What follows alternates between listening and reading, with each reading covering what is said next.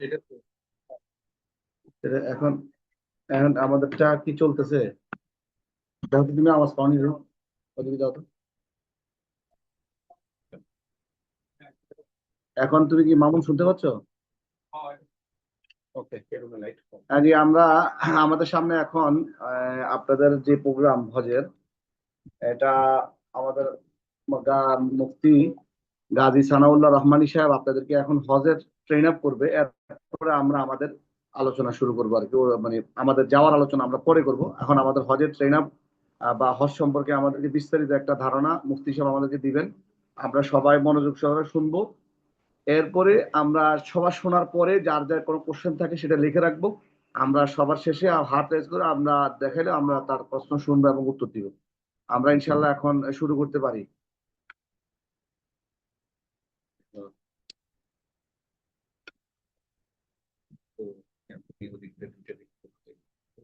আমি কোথায়? হ্যাঁ, আপনি আছেন। আপনি কোথায়? আপনি আছেন, আপনার দেখা যাচ্ছে কিন্তু। আপনি কোথাও বলে দেন, মামুন, ওনার দেখা যাচ্ছে।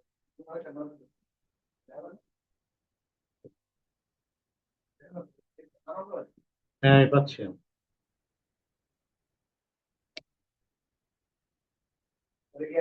না না, কিছু লাগবে না, খালাস খাইছে।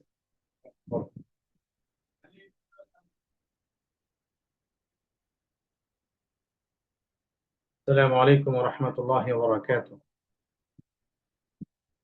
আমাকে একটু জানাবেন যে আমাকে ক্লিয়ারলি দেখা যাচ্ছে কিনা এবং শোনা যাচ্ছে। আহ, কারো যদি কি বলে এটাকে, মাইক্রোফোন অন থাকে। আমি সম্ভবত 80 জনকে দেখতে পাচ্ছি আমাদের সাথে যারা যুক্ত হচ্ছেন। আমরা কি আমরা শুনতে পাচ্ছি কিনা আমাকে একটু জানাবেন। আমরা শুরু করবো ইনশাআল্লাহ। আমি কথা বলবেন। সানাউল্লাহ ভাই, আপনার এটা পুরোপুরি শোনা যাচ্ছে, কিন্তু আর একটু জোরে বললে ভালো হতো আর কি। এর চেয়ে জোরে বলা তো আসলে সম্ভব না। তাহলে মাইক্রোফোন থাকলে ভালো ছিল। যাই হোক, ইনশাআল্লাহ মাইক্রোফোন বা আহ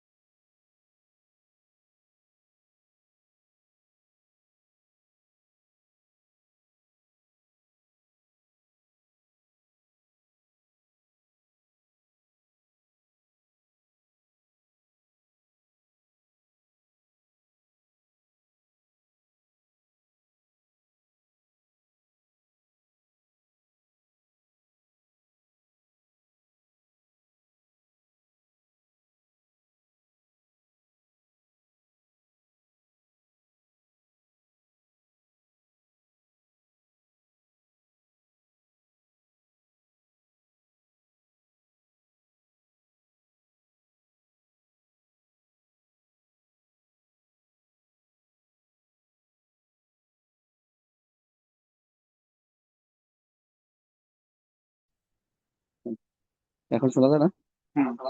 ঠিক আছে। ওকে। সানাউল্লাহ ভাই, এটাতে কথা বলি।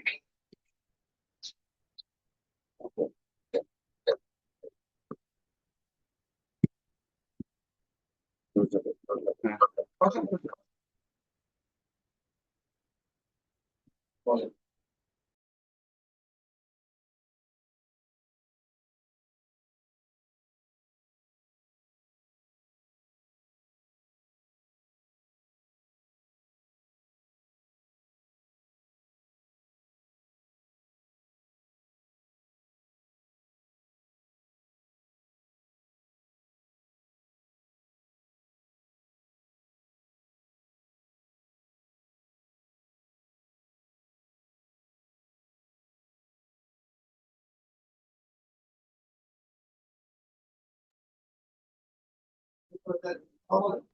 হ্যাঁ, এতক্ষণ আসসালামু আলাইকুম রহমতুল্লাহি ওয়া বারাকাতুহু। আমরা আশা করি আমরা শুনতে পাচ্ছি। আমাকে একটু জানাবেন মেহরবানি করে যে এই পর্যায়ে আমাদেরকে শোনা যাচ্ছে কিনা, এবং আমরা আশা করছি যে এখন হয়তো আমাদেরকে শোনা যাচ্ছে ইনশাআল্লাহ। আলহামদুলিল্লাহ। আসসালামু আলাইকুম ওয়া রাহমাতুল্লাহি ওয়া বারাকাতুহু। এটা আমি ঠিক বুঝতে পারছি না যেটা সেন্ট্রালে ভিডিও করার অপশন আছে কিনা, বা এটা জি এখন শোনা যাচ্ছে স্পষ্ট। ওকে।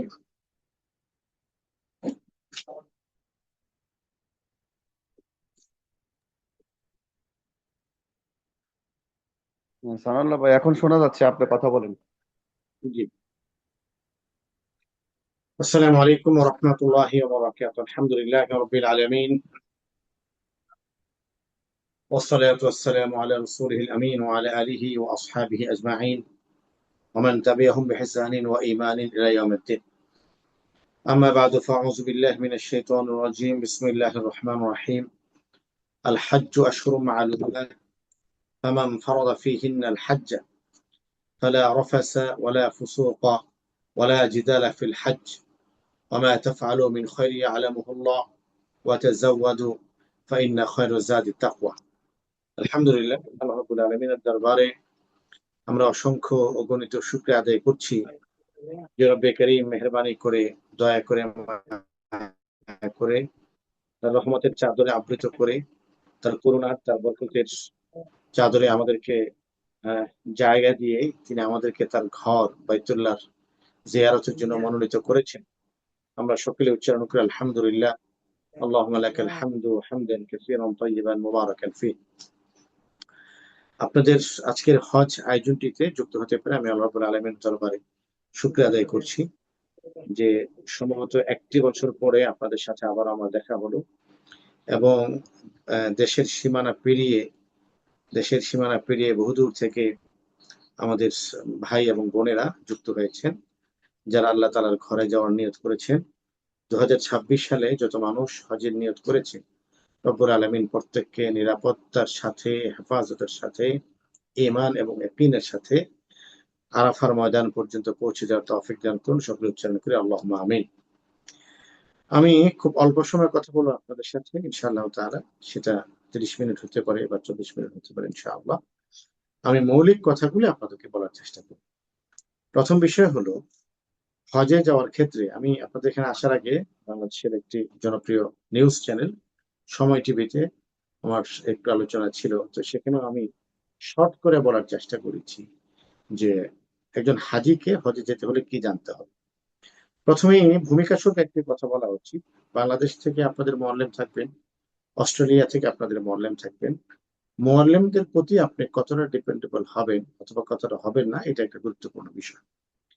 ইবাদতের ক্ষেত্রে আপনি যেন মুআল্লিমের প্রতি ডিপেন্ডেন্ট না হন। ইবাদতের ক্ষেত্রে আপনি যেন আপনার ইবাদতটুকু বুঝতে পারেন, জানতে পারেন কোন কাজের পরে কোন কাজ করবেন, কোনটা সুন্নাহ, কোনটা ফরজ, কোনটা ওয়াজিব, কোনটা মুস্তাহাব, কোনটা করতে হবে, কোনটা ছাড়া যাবে। এই সমস্ত বিষয়গুলি যেন আমাদের কাছে পরিষ্কার থাকে। আমরা দেখি একজন হাজি ঢাকা থেকে অস্ট্রেলিয়া চলে যাচ্ছেন, অথবা অস্ট্রেলিয়ার সিডনি থেকে বাংলাদেশে চলে আসছেন, এখানে তার মুআল্লিমের প্রয়োজন হচ্ছে না, কিন্তু তিনি হোটেল থেকে হারাম পর্যন্ত যাবেন, এই জায়গাটা তিনি একা পাচ্ছেন না। আমি মনে করি এটা দুর্বলতা।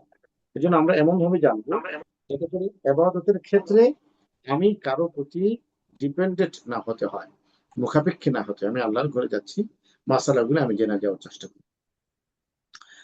নম্বর বিষয় হলো, সফর কতদিনের এটা আমি ঠিক জানি না, এটা ম্যানেজমেন্ট যারা আছেন ঢাকা এবং অস্ট্রেলিয়া তারা ভালো জানবেন। একটা বিষয় হলো, আপনি 30 দিন থাকতে পারেন, 20 দিন থাকতে পারেন, 15 দিন থাকতে পারেন। মনে রাখবেন, হজ কিন্তু 5 দিন, এর বাইরে কোনো হজ নেই। আল্লাহ তাআলা কোরআনে বলেছেন, আল হাজ্জু আশহুরুম মা'লুমাত, নির্ধারিত মাসে নির্ধারিত দিনে 5 দিন হজ শুরু হবে। 8 জিলহজ, 9 জিলহজ, 10 জিলহজ, 11 জিলহজ, 12 জিলহজ, 8 থেকে শুরু। এই 5 দিন হলো মূল হজ, 8 থেকে 12। এর আগে একটি উমরা আছে। এই উমরায় কয়দিন লাগবে? হাফ ডে, অথবা 2 ঘন্টা, 3 ঘন্টা। এখানে অনেকে আছেন যারা এই উমরা করেছেন। তার মানে 5 দিন আর 3 ঘন্টা। আমি অর্ধ দিবস বলি, 5.5 দিন। কিন্তু এই 5.5 দিনের মধ্যে আপনি জানার বিষয় হলো 13টা জিনিস আপনি জানার চেষ্টা করবেন। আমি জানি আপনারা হয়তো এখানে সবাইকে মিউট করা আছে। আমার একটু প্রশ্নের মাঝে মাঝে উত্তর দিবেন আপনারা, তাহলে আমার কাছে ভালো লাগবে। 40 দিনের প্যাকেজ হলো আপনি 13টা, 20 দিনের প্যাকেজ হলো আপনি 13টা, 30 দিনের প্যাকেজ হলো আপনি 13টা। 13টার বাইরে কোনো কাজ, 13টা কাজ। 13টা কাজের মধ্যে হজের সাথে যুক্ত 9টা, উমরার সাথে যুক্ত 4টা। উমরার ক্ষেত্রে এটা একদিন লাগুক, অর্ধ দিবস লাগুক, 3 ঘন্টা লাগুক, কাজ মাত্র 4টা। আমি জানি না আপনি সিডনি থেকে দুবাই হয়ে আসবেন না অন্য কোথাও হয়ে আসবেন, যত দূর হোক না কেন, যত ট্রানজিট হোক না কেন, উমরার ক্ষেত্রে মাত্র 4টি কাজ, হজের ক্ষেত্রে 9টি কাজ। 4 আর 9 13, 4 and 9 13। এর বাইরে কোনো কাজ নেই। আমাদের মনে রাখা উচিত যে এই 13টি কাজ, এটা যেন আমরা মনোযোগ সহকারে করতে পারি, বুঝে শুনে করতে পারি। হজের আলোচনায় কিছু বিষয় জানা থাকা আবশ্যক। আমি একজন হাজি সাহেবকে জিজ্ঞেস করেছি, সম্মানিত হাজি সাহেব, কোন প্রকার হজ আদায় করবেন? তিনি বলেন, হজের বার প্রকার, হজ তো হজ। এই কথাটা ভুল। হজের প্রকার আছে। কোন প্রকার হজ আপনি আদায় করবেন এটা আপনার জানতে হবে। 2 নম্বর হলো হজের প্রকারের সাথে নিয়তের সম্পর্ক, কার্যক্রমের নয়। হজ্জে এফরাদ যিনি করেন তিনি তো কাবা ঘুরে তাওয়াফ করেন। হজ্জে এফরাদ যিনি করেন তিনি তো আরাফায় অবস্থান করেন। হজ্জে এফরাদ যিনি করেন তিনি মিনাতেও যান। তাহলে কেরানের সাথে পার্থক্য কি?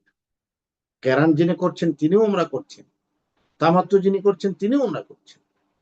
কেরান যিনি করছেন তিনিও সাই করছেন, তামাত্তু যিনি করছেন তিনিও সাই করছেন। পার্থক্যটা কি? হ্যাঁ, পদ্ধতিগত কিছু পার্থক্য আছে। আর পদ্ধতিগত পার্থক্যটা নিরূপণ হবে, সুনিশ্চিত হবে নিয়তগত পার্থক্যের মাধ্যমে। এজন্য যিনি এফরাদ করবেন তিনি কেরান করবেন না, যিনি কেরান করবেন তিনি তামাত্তুর মতো আমল করবেন না।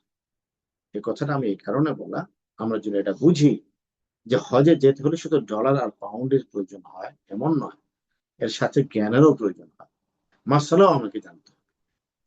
হজ মূলত 3 প্রকার। আলোচনা নোট করার প্রয়োজনে আপনি মাথায় ঢুকিয়ে রাখুন। প্রথম প্রকার হজ, হজ্জে ইফরাদ। দ্বিতীয় প্রকার হজ্জে কেরান, এবং তৃতীয় প্রকার হজ্জে তামাত্তু। হজ্জে ইফরাদ হলো যে ব্যক্তি শুধুমাত্র হজ আদায় করবে, তার এই হজের সাথে উমরা যুক্ত নয়, এই প্রকার হজকে বলা হয় হজ্জে ইফরাদ। আমাদের অনেক বন্ধুরা আছে, তাদের নাম ফরিদ। ফরিদ মানে হলো ফারদুন থেকে একক। হজ্জে ইফরাদ হলো যে ব্যক্তি তার হজের সফরে শুধুমাত্র হজ করবেন, উমরা করবেন, এই বলা হয় হজ্জে ইফরাদ। দ্বিতীয় প্রকার হজ হলো হজ্জে কেরান। হজ্জে কেরান বলা হয় কোন প্রকার হজকে? যে ব্যক্তি প্রথমে উমরা করবেন, এরপরে হজ করবেন, উমরা এবং হজটা এক এহরামে হবে। হজ্জে কেরান, আমি সরল ভাবে যদি বলি, হজ্জে কেরানের 2টা আমল। প্রথম আমল উমরা, দ্বিতীয় আমল হজ। আবার বলছি, প্রথম আমল উমরা, দ্বিতীয় আমল হজ। কিন্তু উমরা এবং হজ তিনি একই এহরামে আদায় করবেন, এই প্রকার হজকে হজ্জে কেরান। তৃতীয় প্রকার হজ হলো হজ্জে তামাত্তু। হজ্জে তামাত্তু বলা হয় যে ব্যক্তি প্রথমে উমরা আদায় করবেন, এরপরে হজ আদায় করবেন, উমরাটা এক এহরামে হবে, হজটা আরেক এহরামে হবে। উমরাটা এক এহরামে দিয়ে করবেন তিনি, হজটা আরেক এহরাম দিয়ে করবেন। উমরা আদায় করার পরে তার জীবনযাপন স্বাভাবিক হয়ে যাবে, তিনি এহরাম খুলে ফেলবেন, স্বাভাবিক জীবনযাপন করবেন। এরপরে তিনি আবার হজের এহরাম পাবেন। এই 2 এহরামে 2 আবাদত করা, মাঝখানে বিরতি দেওয়া, এই প্রকার হজের নাম হলো হজ্জে তামাত্তু। দুইটা আমল করা, প্রথমে উমরা করা পরে হজ করা, এই প্রকার হজের নাম একই এহরামে। এই প্রকার হজের নাম হলো হজ্জে কেরান। শুধু হজের জন্য এহরাম বাঁধা এই প্রকার হজকে বলা হয় হজ্জে ইফরাদ। আশা করি আমি 3 প্রকার হজ আপনাদেরকে বোঝাতে পেরেছি। আমি আবারও রিপিট করছি। প্রথম হলো হজ্জে ইফরাদ। হজ্জে ইফরাদ ওই প্রকার হজকে বলে যে হজের সাথে উমরা যুক্ত নেই, শুধুমাত্র হজ আদায় করার জন্য কেউ এহরাম বাঁধে। দ্বিতীয় প্রকার হজ্জে কেরান। হজ্জে কেরানের আমল উমরা, পরের আমল হজ। পার্থক্য এটা যে হজ্জে কেরান পালন করাওয়ালা ব্যক্তি তিনি একই হেরামে প্রথম উমরা আদায় করবেন, এরপরে হজ করবেন। এই প্রকার হজকে বলে হজ্জে কেরান। তৃতীয় প্রকার হজ হজ্জে তামাত্তু। হজ্জে তামাত্তু হলো যে ব্যক্তি প্রথমে উমরা করেন, এরপরে উমরা করার পর তিনি হালাল হয়ে যান, স্বাভাবিক জীবনযাপন করেন, এরপরে হজের মৌসুম আসলে আবার তিনি হজ করেন। এই প্রকার হজকে বলা হয় হজ্জে তামাত্তু।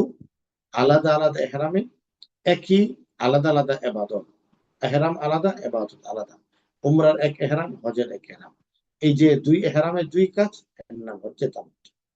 একটি প্রশ্ন আপনাদের মনে ঘুরপাক খাচ্ছে, সেটা হলো রাসূল করিম সাল্লাল্লাহু আলাইহি ওয়াসাল্লাম কোন প্রকার হজ করেছেন? এই প্রশ্নটা অনেকে জানতে চাচ্ছেন। হাদিসের ভাষ্য অনুযায়ী আমরা যেটা দেখি, হযরত জাবের রাদিয়াল্লাহু আনহু নবী করিম সাল্লাল্লাহু আলাইহি ওয়াসাল্লামের হজের হাদিসটা বিস্তারিতভাবে বর্ণনা করেছেন। বুখারী, তিরমিজি, মুসলিমে, বুখারী এবং মুসলিমে এটা বর্ণিত হয়েছে। সেখানে দেখি রাসূল করিম সাল্লাল্লাহু আলাইহি ওয়াসাল্লাম তিনি হজ্জের তামাত্তু আদায় করে, হজ্জের কেরান আদায় করে। তো নবীজি হজ্জের কেরান আদায় করেছেন, তাহলে কি আমরা হজ্জের কেরান আদায় করব? না। রাসূল করিম সাল্লাল্লাহু আলাইহি ওয়াসাল্লাম হজ্জের কেরান আদায় করলেও তিনি হজ্জে তামাত্তুকে বেটার বলেছেন। রাসূল করিম সাল্লাল্লাহু আলাইহি ওয়াসাল্লাম নিজে হজ্জের কেরান আদায় করলেও তিনি হজ্জে তামাত্তুকে বেটার বলেছেন এবং সাহাবায়ে কেরামকে বলেছেন, হজের শেষ পর্যন্ত বিধিবিধান কি নাজিল হবে এটা যদি আমি জানতাম তাহলে আমি তামাত্তু হজ আদায় করতাম। তামাত্তু হজের প্রতি নবী করিম সাল্লাল্লাহু আলাইহি ওয়াসাল্লামের হৃদয়ের আগ্রহ প্রকাশ পেয়েছে। এই কারণে উলামায়ে কেরাম বলেন যে হজের ক্ষেত্রে হজ্জে তামাত্তু উত্তম। এইটা ছিল আমার আলোচনার প্রথম ধাপ। আমি আমরা কতজন যুক্ত হয়েছি এটা আমি ঠিক বুঝতে পারছি না। আমি আপনাদেরকে বলবো যে আপনারা একটু চ্যাট বাটনটা একটু মনোযোগ দিবেন, সবাই একটু লিখবেন। আমি আপনাদেরকে প্রশ্ন করি, প্রশ্নের উত্তরটা আমি দিতে চাই। আমি প্রশ্ন করব, আপনারা উত্তরটা লিখবেন, তাহলে বুঝবো যে আপনাদের মনোযোগ আছে। আমি জানি না অস্ট্রেলিয়াতে এখন কয়টা বাজে, বাংলাদেশ এখন 4:30 বাজে। খাওয়ার পরে বেশ ঘুম ঘুম ভাব, এসি চলতেছে, আবার খুব আরাম চেয়ার। আমি যেন ঘুমিয়ে না পড়ি এটা আপনি একটু লক্ষ্য রাখবেন আমার প্রতি। আচ্ছা, আমি প্রশ্ন করছি, আমাকে বলুন, আপনারা লিখবেন। বলতেও পারেন যদি সবাইকে, আমি ঠিক জানি না আমাদের অ্যাডমিন যারা আছেন তারা এক বাটনে সবাইকে আনমিউট করতে পারবেন কিনা। আমাকে একটু প্রশ্নের উত্তর দিবেন যে তামাত্তু হজ পালনকারী ব্যক্তি তার ঘর থেকে মক্কা শরীফে উমরার নিয়তে যাবে না হজের নিয়তে? Please answer me.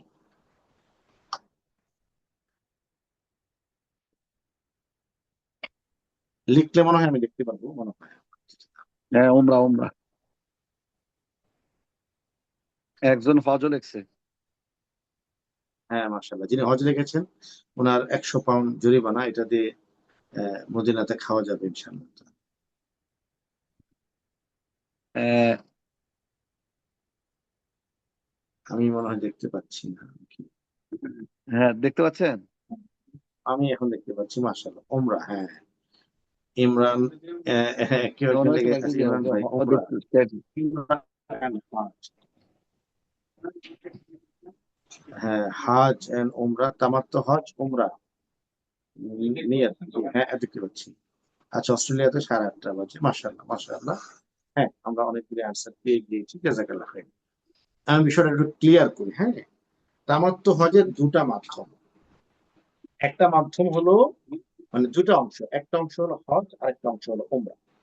তো তিনি বাংলাদেশ থেকে উমরা নিয়তি যাবেন, কারণ তামাত্তু হজের ভাগে দুইটা, সেই ভাগের মধ্যে প্রথম ভাগটা হলো উমরা।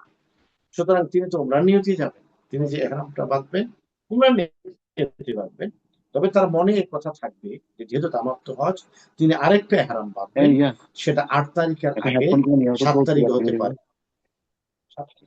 নর্মাল হেডফোন বুঝলে, 7 কানেক্ট তারিখে ইয়ে হতে করতে। ও পারে, অথবা 7 তারিখে ইবাদত রাখতে পারে।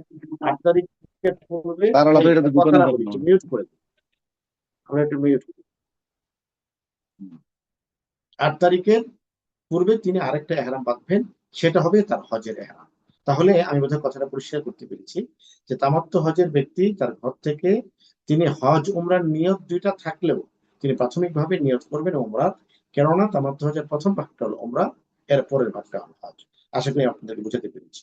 আপনাদের কোনো প্রশ্ন থাকলে আমাকে প্রশ্নগুলি করবেন, প্রশ্ন করার মাধ্যমে আমাদের আলোচনাটা আরো সহজতর হবে, আরো প্রাণবন্ত হবে ইনশা আল্লাহ তাআলা।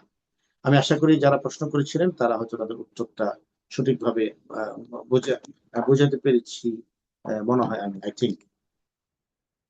তাহলে আমরা তামাত্তু হজ নিয়ে একটু কথা বলি। তামাত্তু হজের দুটো আমল, দুটো নিয়ত। প্রথম আমল উমরা, দ্বিতীয় আমল হজ। প্রথম আমল উমরা, দ্বিতীয় আমল হজ। প্রথম আমল উমরা, দ্বিতীয় আমল হজ। প্রথম আমল উমরা। উমরার ক্ষেত্রে মাত্র 4টি কাজ আমি আপনাদেরকে বলেছি, যে সব মিলিয়ে আমাদের 13টি কাজ। উমরার ক্ষেত্রে 4টি কাজ। প্রথম কাজ হলো উমরার দুটো ফরজ, দুটি ওয়াজিব। 1 নম্বর ফরজ হলো এহরাম বাঁধা। আমি বাক্যটা আবার বলছি, 1 নম্বর ফরজ হলো এহরাম বাঁধা। আমি শব্দটা বাঁধা বলেছি, পরা বলিনি। এহরাম বাঁধা এক জিনিস, এহরাম পরা এক জিনিস। এহরাম বাঁধা এক জিনিস এবং এহরাম পরা আরেক জিনিস। এহরাম বাঁধা কাকে বলে? এহরাম বাঁধা হলো আহ 3টি কাজ করার মাধ্যমে আমরা এহরাম বাঁধি। আর এহরাম পরা মানে হলো শুধুমাত্র একটি সাদা 2 টুকরো কাপড় পরা, এটাকে এহরাম পরা বলে। আমি আশা করি এহরাম বাঁধা এবং পরার মধ্যে আপনাদেরকে পার্থক্যটা বোঝাতে পেরেছি। এহরাম বাঁধার মধ্যে 3টি কাজ। প্রথম কাজ কাপড় পরা, দ্বিতীয় কাজ নিয়ত করা, 3 নম্বর কাজ তালবিয়া করা। আমার কথাটা একটু মনোযোগ সহকারে শুনলে আপনাদের নোট করতে হবে না। আমি আবারও বলছি, উমরার মধ্যে 4টি কাজ। প্রথম কাজ হলো ফরজ, দ্বিতীয় কাজ হলো ওয়াজিব। দুটো ফরজ। 1 নম্বর ফরজ হলো এহরাম বাঁধা, দ্বিতীয় নম্বর ফরজ কাবা শরীফ তাওয়াফ করা। 1 নম্বর ফরজ এহরাম বাঁধা। এহরাম বাঁধার মধ্যে 3টি কাজ। 1 নম্বর কাজ কাপড় পরা, 2 নম্বর কাজ নিয়ত করা, 3 নম্বর কাজ তালবিয়া করা। আবার বলছি, 1 নম্বর কাজ কাপড় পরা, 2 নম্বর কাজ নিয়ত করা, 3 নম্বর কাজ তালবিয়া পরা। কাপড় পরা, কি কাপড়? পুরুষদের জন্য 2 টুকরো সেলাইবিহীন সাদা কাপড় পরিধান করা, এটাই হলো পুরুষদের এহরাম। সেলাইবিহীন 2 টুকরো কাপড় তারা পরিধান করবে। সেলাইবিহীন এই 2 টুকরো কাপড়ের উপরেরটা কি বলে আপনার শীতের দিনের চাদরের মতো করে, নিচেরটা ইজার লুঙ্গির মতো, উপরেরটা রিদা, নিচেরটা ইজার। এই 2 টুকরো কাপড় পুরুষদের জন্য সেলাইবিহীন হতে হবে। এই 2 টুকরো কাপড়ের ভিতরে কি বলে এটাকে গেঞ্জি ব্যবহার করা, আন্ডারওয়্যার ব্যবহার করে এগুলি ব্যবহার করতে পারবেন না। তবে হ্যাঁ, এহরামের কাপড় পরা অবস্থায় ঘড়ি পরা যাবে, আংটি পরা যাবে, চশমা পরা যাবে, ছাতা ব্যবহার করা যাবে। কারো ব্যাক পেনের সমস্যা থাকলে তিনি বেল্ট ব্যবহার করতে পারবেন, কারো পায়ের সমস্যা থাকলে তিনি অ্যাংলেট ব্যবহার করতে পারবেন। এই বিষয়গুলি করতে পারবেন, ডাক্তার যেটা বলেছে। কিন্তু শুধু 2 টুকরো কাপড় সেলাই, যে জুতাটা তিনি পরিধান করছেন এই জুতায় সেলাই থাকতে পারে, কোনো সমস্যা নেই, কিন্তু জুতা 2 ফিটার স্যান্ডেল হতে হবে পুরুষদের জন্য। আর জুতার পায়ের অগ্রভাগ যেটা, এটা উন্মুক্ত থাকতে হবে। নারীদের এহরাম, নারীদের এহরাম নিয়ে সবচেয়ে গুরুত্বপূর্ণ বিষয়টি হলো নারীদের কোনো এহরাম, যেই পোশাকে নারী তার পর্দা রক্ষা করতে পারেন সেই পোশাকে নারী এহরাম। আবারও বলছি, নারীদের কোনো পোশাক নেই, যে পোশাকে নারী তার পর্দা রক্ষা করতে পারেন সেটাই নারীর এহরাম। আচ্ছা, তাহলে আমরা প্রথম ফরজ জানলাম উমরার এহরাম বাঁধা। 2 নম্বর ফরজ কাবা শরীফ তাওয়াফ করা। এহরাম বাঁধা এবং 2 নম্বর হলো কাবা শরীফ তাওয়াফ। তাহলে এহরাম বাঁধার পরে আমরা জার্নি শুরু করব কাবার দিকে। আমি ধারণা করি যে আপনারা যারা অস্ট্রেলিয়া থেকে আসবেন আপনাদের সবাই এহরাম বাঁধবেন মনে হয়। আপনাদের জন্য মিকাত হলো জুহফ, জুরুফ আপনাদের জন্য মিকাত। সেটা জুহফ সম্ভবত মিশরের দিকে পড়েছে, আমি যদি ভুল না করে থাকি। রাসূল করিম সাল্লাল্লাহু আলাইহি ওয়াসাল্লাম 5টি মিকাতের কথা বলেছেন। এর মধ্যে ইয়ালামলাম হলো আমাদের বাংলাদেশ থেকে যারা ইয়ালামলাম, মদিনা থেকে হলো যুলহুলাইফা অথবা আবিয়ার আলী, তাইফ থেকে আসার পথে দুটো, একটি করণুল মানাজিল আর একটি জাতুল হেরিক। আর আপনারা যারা অস্ট্রেলিয়া, ইউরোপ এবং আমেরিকা থেকে আসেন তাদের জন্য জুহফ, এটা মিশরের আশেপাশে। এবং মক্কার সম্ভবত মক্কার দ্বিতীয় দূরত্ব, প্রথম সবচেয়ে দীর্ঘতম দূরে মেকাত হলো যুলহুলাইফা, মসজিদে নববীর এরিয়ার যেটা, মানে মদিনাতে যেটা। আর এরপরে সম্ভবত জুহফের দূরত্ব। যাই হোক, তো আপনারা যখন এহরাম বাঁধবেন তখন এহরাম বাঁধার পর থেকে কাবাঘর দেখা পর্যন্ত একটাই আমল, সেটা হলো তালবিয়া। একটু লক্ষ্য করবেন, গোটা হজের সফরে কোনো দোয়া নেই, কোনো নামাজ নেই, কোনো আলাদা কাজ নেই, শুধু একটা কাজ, একটা মাত্র দোয়া, সেটা হলো তালবিয়া। হজের সফরের দোয়া একটাই, সেটা হলো তালবিয়া। এই জন্য আমি যখন এহরাম বেঁধে ফেলবো, তখন থেকে আমার তালবিয়া শুরু হবে। যখন আমি কাবা শরীফ দেখবো, তখন কাবা শরীফ দেখার পরে আমার তালবিয়া বন্ধ হবে। আমি যখন ঘর থেকে এহরামের কাপড় পরে আমি বের হলাম, তখন থেকে আমার তালবিয়া শুরু। আর যখন আমি কাবা ঘর দেখে ফেললাম, তখন আমার তালবিয়া। তাহলে আমরা একটু বুঝতে পারলাম যে আমি এহরাম বাঁধার পর থেকে বিমানে আমার তালবিয়া আছে, বাসে আমার তালবিয়া আছে, হাঁটার পথে আমার তালবিয়া আছে, বিমানের সিটে আমার তালবিয়া আছে, জাদা এয়ারপোর্টে আমার তালবিয়া আছে, জাদা এয়ারপোর্ট থেকে মক্কা পর্যন্ত আসছি আমার তালবিয়া আছে, মক্কা শরীফে হোটেলে উঠলাম আমার তালবিয়া আছে, হোটেল থেকে মসজিদে হারামে যাচ্ছে আমার তালবিয়া আছে, মসজিদে হারাম থেকে সামনের দিকে গেলাম এবং আমি মাতাফের কাছাকাছি যাচ্ছি, আমার সামনে কি বলে এটাকে, আল্লাহর ঘর দেখা যাচ্ছে, এই সময় আমার তালবিয়া বন্ধ হয়ে যাবে। আল্লাহর ঘরে আসার পরে আমাদের দুটো কাজ। আল্লাহর ঘরের চারপাশের জায়গাটাকে বলা হয় মাথা। মাথাফের সরল বাংলা হলো, আরবি হলো মা আলাইহি তাওয়াফ, যার উপর তাওয়াফ করা। মসজিদে হারামের মধ্যবর্তী কাবা ঘরকে কেন্দ্র করে চতুর্পাশে যে বিস্তৃত জায়গা, এটাকে বলা হয় মাথা। মাথাফের মধ্যে নামার পরে আমাদের দুটো কাজ। এক নম্বর কাজ হলো তালবিয়া বন্ধ হয়ে যাবে। দুই নম্বর কাজ হলো আমরা দোয়া শুরু করে দেব ইনশাআল্লাহ। তালবিয়া বন্ধ হবে, দোয়া শুরু হবে। এরপরে আরো দুটো কাজ আছে। এক নম্বর কাজ হলো ইস্তিবা করা। ইস্তিবাটা আপনাদেরকে ছবি হয়তো দেখানো হবে ইনশাআল্লাহ তাআলা। ইস্তিবা মানে হলো ডান কাঁধকে উন্মুক্ত রেখে এহরামের কাপড়টাকে বাম কাঁধের উপরে দেওয়া। ইস্তিবা, ইস্তিবা করা এক নম্বর কাজ। দুই নম্বর কাজ নিয়ত করা। কিসের নিয়ত? এখন আর উমরার নিয়ত নেই, এখন আল্লাহর ঘর তাওয়াফের নিয়ত। হে আল্লাহ, আপনার পবিত্র ঘর তাওয়াফ করার নিয়ত করছি, সহজ করেন, কবুল করেন। দুই নম্বর কাজ। তিন নম্বর কাজ হলো কাবা ঘরের 4টি কোণ। আমি আবারও বলছি, কাবা ঘরের 4টি কোণ। 4টি কোণের মধ্যে আমরা মনে রাখবো 2টি কোণ। শুনে রাখি একটু। প্রথম কোণ হাজর আসওয়াদ, দ্বিতীয় কোণ রুকনে ইরাকি, ইরাক এই দিকে, রুকন মানে পয়েন্ট, কর্নার, ইরাক এই দিকে, রুকনে ইরাক। 3 নম্বর রুকনে শামে, শাম মানে সিরিয়া এবং শাম, এটা একই দিকে, যেদিকে সে কোণাটার নাম হলো রুকনে শামে। 4 নম্বর হলো রুকনে ইয়ামানি, রুকনে ইয়ামানি। রাসূল করিম সাল্লাল্লাহু আলাইহি ওয়াসাল্লাম তার হজের মধ্যে মূল আমল রেখেছেন রুকনে ইয়ামানি এবং হাজর আসওয়াদের মধ্যে। এই মাঝখানের জায়গাটায় হাজিদের একটি কাজ রয়েছে, যেটা নবী করিম সাল্লাল্লাহু আলাইহি ওয়াসাল্লামের কাছ থেকে প্রমাণিত। তাহলে আমরা এবার তওয়াফ শুরু করব। কিভাবে তওয়াফ শুরু করব? আমরা কাবা ঘরকে সামনে নিয়ে হাজর আসওয়াদ বরাবর দাঁড়াবো। হাজর আসওয়াদ বরাবর দাঁড়িয়ে দু হাত উঁচু করে সবাই একটু আমার সাথে যদি পড়েন, যদিও মিনিট অবস্থায় আছে, বিসমিল্লাহি আল্লাহু আকবার। আমি ঠিক জানি না আপনারা পড়তে পারবেন কিনা বা শুনতে পারবেন কিনা, এবং আমি যদি শুনতে পারতাম তাহলে আমার জন্য ভালো ছিল। বিসমিল্লাহি আল্লাহু আকবার ওয়ালিল্লাহিল হামদ ওয়াসসালাতু ওয়াসসালামু আলা রাসূলিল্লাহ। এই দোয়াটা আমরা পড়ব। বিসমিল্লাহি আল্লাহু আকবার।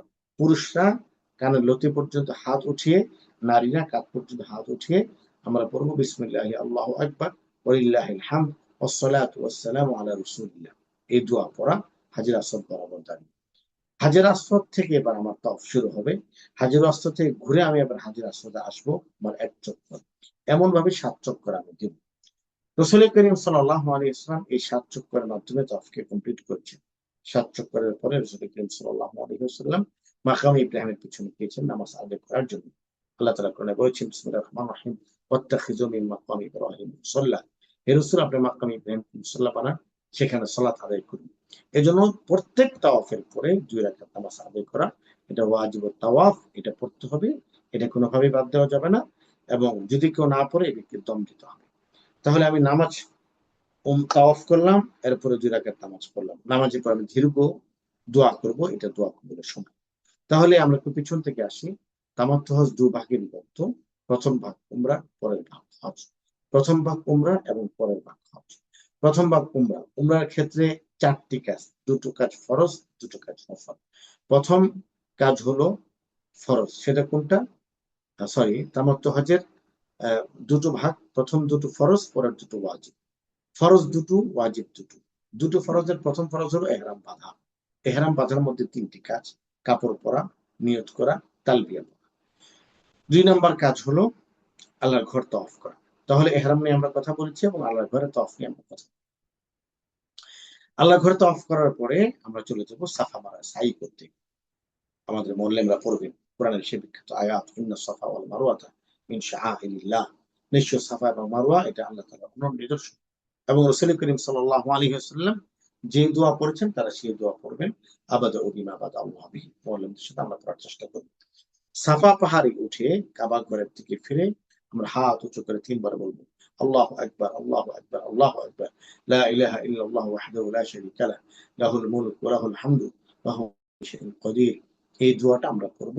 রাসূল করিম সাল্লাল্লাহু আলাইহি ওয়াসাল্লাম সাফা পাহাড়ের পাদদেশে দাঁড়িয়ে এই দোয়া পড়েছেন বলে কিতাবের মধ্যে পাওয়া যায়। তাহলে সাফা এবং মারওয়া শুরুটা হবে সাফায়, শেষ হবে মারওয়া। সাফা থেকে মারওয়া পর্যন্ত গেলাম ১ চক্কর, মারওয়া থেকে সাফা পর্যন্ত আসলাম ২ চক্কর। এমন ভাবে সাফা থেকে মারওয়া ৭ বার চক্কর দিব। ৭ বার চক্করের মাধ্যমে আমার প্রথম ওয়াজিব কমপ্লিট হয়ে যাবে। ২ নম্বর ওয়াজিব হলো মাথার চুল কাটা। যারা পুরুষ ভাইয়েরা আছেন তারা সেলুনে চলে যাব, সেলুনে গিয়ে আমরা মাথার চুল কেটে আসবো। আর যারা নারীরা আছেন, বোনেরা আছেন, তারা তাদের সমস্ত চুলগুলি ধরে ১ করা পরিমাণ তারা কেটে দিবেন। ১ করে পরিমাণ কেটে দিলে নারীর যে চুলের অগ্রভাগ থেকে নারীর উমরা আদায় হয়ে গেল। এবার যখন চুল কাটা হয়ে গেল তখন আমি স্বাভাবিক হয়ে গেলাম। তখন আমি শাওয়ার নেব, স্বাভাবিক কাপড় চোপড় করবো এবং আমি হজের জন্য অপেক্ষা করব। তাহলে এই ছিল উমরার অংশ। উমরার মূল ৪টি কাজ আমি আরেকবার বলি। ২টো ফরজ, ২টো ওয়াজিব। এবার হলো হজ। লক্ষ্য রাখবেন হজের ক্ষেত্রেও কাজ উমরার মতোই। হজের ফরজ হলো ৩টা, উমরার ছিল ২টা। হজের ফরজ ৩টা, উমরার ওয়াজিব ছিল ২টা, হজের ওয়াজিব ৭টা। আমি আপনাদেরকে শুধু হজের ফরজগুলো বলবো, ওয়াজিবগুলি বলবো না, কারণ ওয়াজিবগুলির কোনো খুব একটা ভয় নেই। আপনি যদি টিমের সাথে থাকেন, গ্রুপের সাথে থাকেন, তাহলে আপনার সবগুলো ওয়াজিব আদায় হয়ে যাবে। ফরজ ৩টা। ১ নম্বর ফরজ হলো ইহরাম বাঁধা। ২ নম্বর ফরজ হলো কাবা আরাফায় অবস্থান করা। ৩ নম্বর ফরজ হলো কাবা শরীফ তওয়াফ। এই ফরজ তওয়াফকে তওয়াফে ইজাফা বলা হয়। তাহলে আমরা যেটা জানলাম হজের ফরজ হলো ৩টা। আর ৬টা ওয়াজিব রয়েছে। এই ৬টা ওয়াজিব আমি বলতে চাই না। ৬টা বলে আপনাদের প্যাচ লেগে যাবে।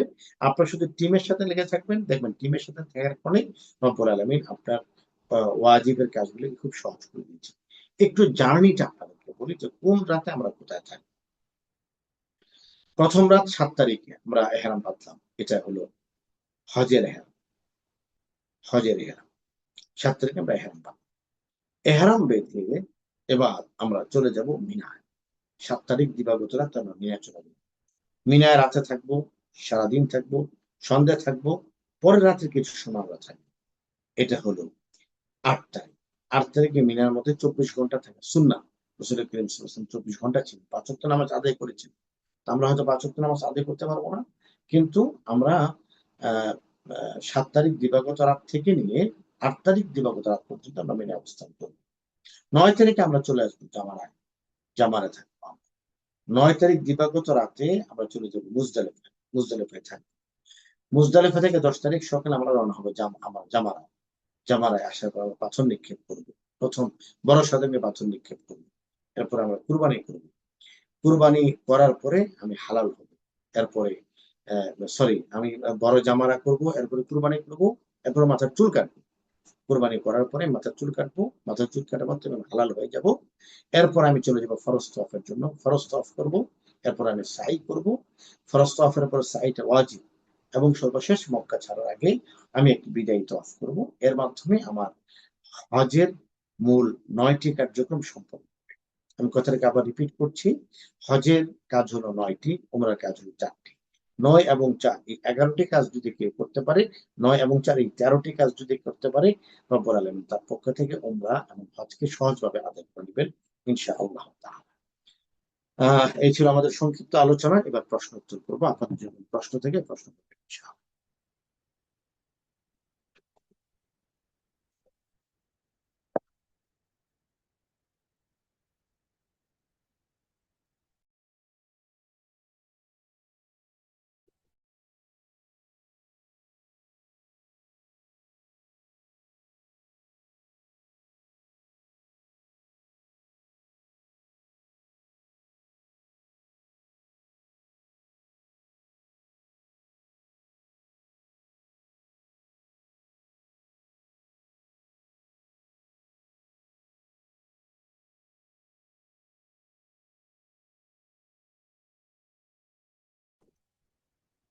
আসসালামু আলাইকুম। হ্যালো, আপনি মনে হয় মিউট মিউট আছেন, মনে হয় শোনা যাচ্ছে না আপনাকে। হ্যালো।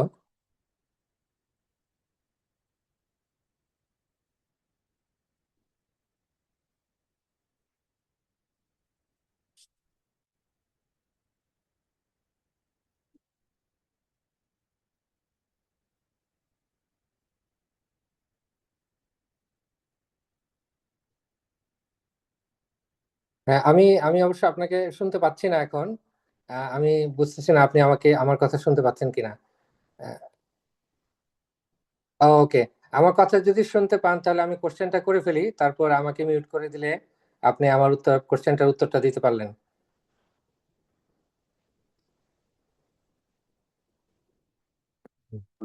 জি, হ্যাঁ, হ্যাঁ। ধন্যবাদ। এখন বোধহয় আমি শুনতেও পারছি, বলতেও পারছি। জি, জাযাকুমুল্লাহ খাইর।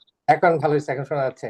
তা আমার দুটা কোশ্চেন আপনি যে এক্সপ্লেইন করলেন, thank you first of all আমাদেরকে সুন্দর করে বলার জন্য, সামারি দেওয়ার জন্য। তো একটা কোশ্চেন হচ্ছে, আমি আগে যে আমাদের ট্রেনিং অর্গানাইজ করা হয়েছিল, তো ওখানে একটা কথা বলা হয়েছিল যে আমরা যখন তালবিয়া পড়তে থাকবো প্রথমে, হ্যাঁ, তো ইহরাম বাঁধার পর তালবিয়া পরে আমরা যখন মক্কায় গেলাম, মক্কায় যাওয়ার পর ইনশাল্লাহ যখন আমরা মসজিদ আল হারামের দিকে অ্যাপ্রোচ করব, তালবিয়া পড়তে থাকবো। তো তালবিয়াটা বন্ধ করার কথা বলা হয়েছিল, যে আমার আন্ডারস্ট্যান্ডিং ছিল যে তালবিয়াটা বন্ধ করতে হবে তাওয়াফ শুরু করার ঠিক আগ মুহূর্তে আমি বন্ধ করে দিতে হবে। হ্যাঁ, কিন্তু আপনার ট্রেনিং এ আমরা যেটা বুঝতে পারলাম সেটা হচ্ছে যে আমরা যখন ফার্স্ট ওই সাইড দা কাবা, যখন আমরা কাবাকে দেখবো, কাবা শরীফ, তখন তালবিয়া বন্ধ করতে। এখন আমরা আসলে কোনটা করব, আমি একটু কনফিউজ হয়ে গেছি এই জায়গাটায়। আপনি কি আমাকে শুনতে পাচ্ছেন? জি জি, শুনতে পাচ্ছি। আউয়ালু নাজর ইলাল কাবা। যখন প্রথম কাবা ঘর আমার চোখের সামনে চলে আসবে, জি। তখন আমার তালবিয়া বন্ধ হয়ে যাবে। এটা ও হলো বিশুদ্ধ মত। এরপর আচ্ছা আমি আর তালবিয়া করবো না। তারপর আচ্ছা। আমি সবসময় যেটা বলি, কাবা ঘর দেখার সাথে সাথে দুটো কাজ হবে, একটা অন হবে, একটা অফ হবে। তালবিয়াটা অন হবে, তালবিয়াটা অফ হবে, ও, দোয়াটা অন হবে। তালবিয়া আচ্ছা বন্ধ হয়ে যাবে আর দোয়াটা চলবে। আচ্ছা, থ্যাংক। জাযাকাল্লাহ।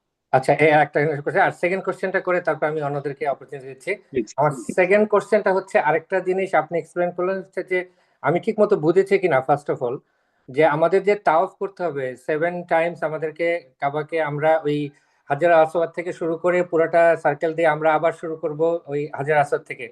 তো প্রত্যেকবার তাওয়াফের একটা মানে সার্কিট কমপ্লিট করার পর আপনি কি বললেন আমাদেরকে নামাজ পড়তে হবে? না না না, মানে 7 চক্করে এক তাওয়াফ। এক তাওয়াফ ও কমপ্লিট হওয়ার আচ্ছা আচ্ছা, ক্লিয়ার ক্লিয়ার। পর হাজরা মাকাম ইব্রাহিমের পেছনে গিয়ে 2 রাকাত নামাজ না পড়বে। না, থ্যাংক ইউ থ্যাংক ইউ, এটা আমার একটু আমি বুঝতে পারি নাই তো, এনিওয়ে এখন ক্লিয়ার, থ্যাংক ইউ। ঠিক আছে, আমি নমস্কার। অন্যদের।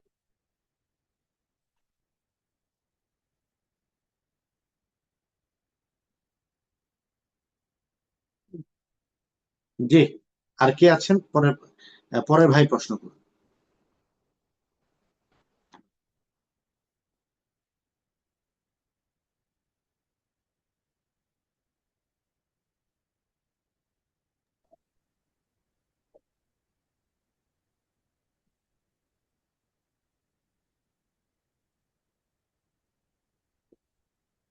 হ্যালো, আসসালামু আলাইকুম। আমি আবু ওয়ালাইকুম কাছে আসসালাম। জি, দিয়ে অবগত বলছিলাম। জি, আপনি শুনতে পাচ্ছেন? হ্যাঁ ভাই, শুনতে পাচ্ছি, বলুন। আচ্ছা। আমার কোশ্চেন ছিল যে আমরা তো ওমরা নিয়তে ইনশাআল্লাহ তামাত্তু হজের উসিলা যাব ইনশাআল্লাহ মক্কাতে। তো এক উমরার মাঝখানে, আম, এর মাঝখানে কি আবার ওমরা করা যাবে ওইটা, নাকি হজ শেষ করে পরে আমরা যদি আবার ওমরা করতে চাই সেটা করতে পারবো? রাসূল করিম সাল্লাল্লাহু আলাইহি ওয়াসাল্লাম সাধারণত এক সফরে একটাই উমরা করেছেন। এক সফরে আল্লাহ নবী একাধিক উমরা করেছেন এমনটা হাদিসে পাওয়া যায় না। এই জন্য ওলামায়ে কিরাম বলেন যে আপনারা এক সফর এক উমরা করলেই ভালো। তবে একাধিক উমরা করা যায়, এতে শরীয়ত বাধা দিয়েছে এমন নয়, তবে না করা বেটার। রাসূল করিম সাল্লাল্লাহু আলাইহি ওয়াসাল্লাম এক সফরে একটাই উমরা করেছেন। আচ্ছা, জি, ধন্যবাদ। আসসালামু আলাইকুম। ওয়ালাইকুম আসসালাম। সালাম আলাইকুম। ওয়ালাইকুম আসসালাম ওয়া রাহমাতুল্লাহি ওয়া বারাকাতুহু। জাযাকাল্লাহ খায়ের, সুন্দর করে বর্ণনা করার জন্য। আমার কাছে মনে হচ্ছে আপনি আরাফার পার্টটা মিস করেছেন কমপ্লিটলি। আরাফা অবস্থান আর তাওয়াফের সময় একটা ছিল, রুকন ইয়ামিনী থেকে হাজরে আসওয়াদ পর্যন্ত একটা দোয়া ছিল। এই আহ, মানে এই অল্প ইয়ের মধ্যে আমার মনে হয় এই দুইটা জিনিস বলে দেওয়া সবাইকে উত্তম। আর আচ্ছা, আরেকটা হচ্ছে আম, হজের যেই ফরজ গুলোর পাশাপাশি যে 9টা কাজ, আমার মনে হয় ফরজ আর বাকি 6টা কাজও বলে দিলে মোটামুটি সবাই মেন্টালি একটা প্রিপেয়ার থাকলো আর কি। আমি ধন্যবাদ। বোধহয় ডায়েরিটা বলেছি যে 3টা ফরজ, তো সেখানে নিয়ত করা, আরাফায় অবস্থান করা আর ফরজ অফ করা, এগুলো হজের 3টা ফরজ। আর 9টা হলো, আমি 9টা আলাদা করে বলিনি, বাট আমি জার্নিটা বলছি যে 8 তারিখে মিনা, 9 তারিখে আরাফা, 9 তারিখ দিবাগত রাত, 10 তারিখ রাতে মুজদালেফা, 10 তারিখ সকালে জামারাত, জামারাত থেকে কুরবানি, কুরবানির পরে মাথার চুল কাটা, এরপরে হালাল হওয়া, এরপরে মক্কায় যাওয়া, ফরজ অফ করা, এরপরে সাই করা, এরপরে 11 এবং 12 তারিখ জামারাতে আবার পাথর নিক্ষেপ করা, মাবিদ ফিল মিনা, 2 রাত মিনায় অবস্থান করা। এটা জার্নিটার সাথে থাকলে 3টা ফরজ আর 6টা ওয়াজিব আদায় হয়ে যাবে ইনশাআল্লাহ। আমার আমার একটা স্পেসিফিক কোশ্চেন হচ্ছে, আপনার তৃতীয় দিনে অনেকেই মিনা থেকে মক্কায় চলে আসে, মক্কা থেকে গিয়ে আবার জামারত করে। এখন এটা একটা ট্রেডিশন হয়ে গেছে, দ্বিতীয় দিনের পরে আর কেউ মিনাতে থাকতে চায় না। এই ব্যাপারে আপনার অভিমত কি? 11 তারিখ এবং 12 তারিখ এই 2 রাত মিনায় অবস্থান করা, এটাকে আরবিতে শরীয়তের পরিভাষায় বলা হয় মাবিদ ফিল মিনা। এটা হানাফি মাযহাবে সুন্নতে মুআক্কাদা, কিন্তু মার্তাবায়ে ওয়াজিবা, ওয়াজিবের সমমান একটি সুন্নতে মুআক্কাদা। আর অন্য 3 মাযহাবে এবং সমস্ত মুসলিমদের কাছে 11 এবং 12 তারিখ মিনায় রাত্রি যাপন করা এটা ওয়াজিব। সুতরাং সব দিক থেকে বোঝা যায় যে এই 2 রাত মিনায় অবস্থান করতে হবে। তবে 12 তারিখে জামারা হলে বিকেলে তারা চলে আসবে, এটাই হলো বিধান। নবী করিম সাল্লাল্লাহু আলাইহি ওয়াসাল্লাম 13 তারিখে ছিলেন, এটা সুন্নাহ। কেউ যদি 13 তারিখে থাকতে চায় তাহলে সুন্নাহ, তবে 12 তারিখে চলে আসলে আদায় হয়ে যাবে। তবে হ্যাঁ, এক্ষেত্রে বক্তব্য হলো 12 তারিখ সূর্যাস্তের আগে জামারা এলাকা অতিক্রম করতে হবে। কোনো ব্যক্তি যদি সূর্যাস্তের পরও জামারা এলাকায় থাকে তাহলে থেকে 13 তারিখ পাথর মারতে হবে। এটা হলো ইসলামিক বিধান। জাযাকাল্লাহ খাইর।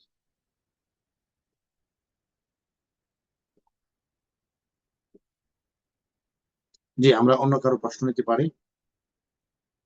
আমার ভাই আশা করি হয়েছে।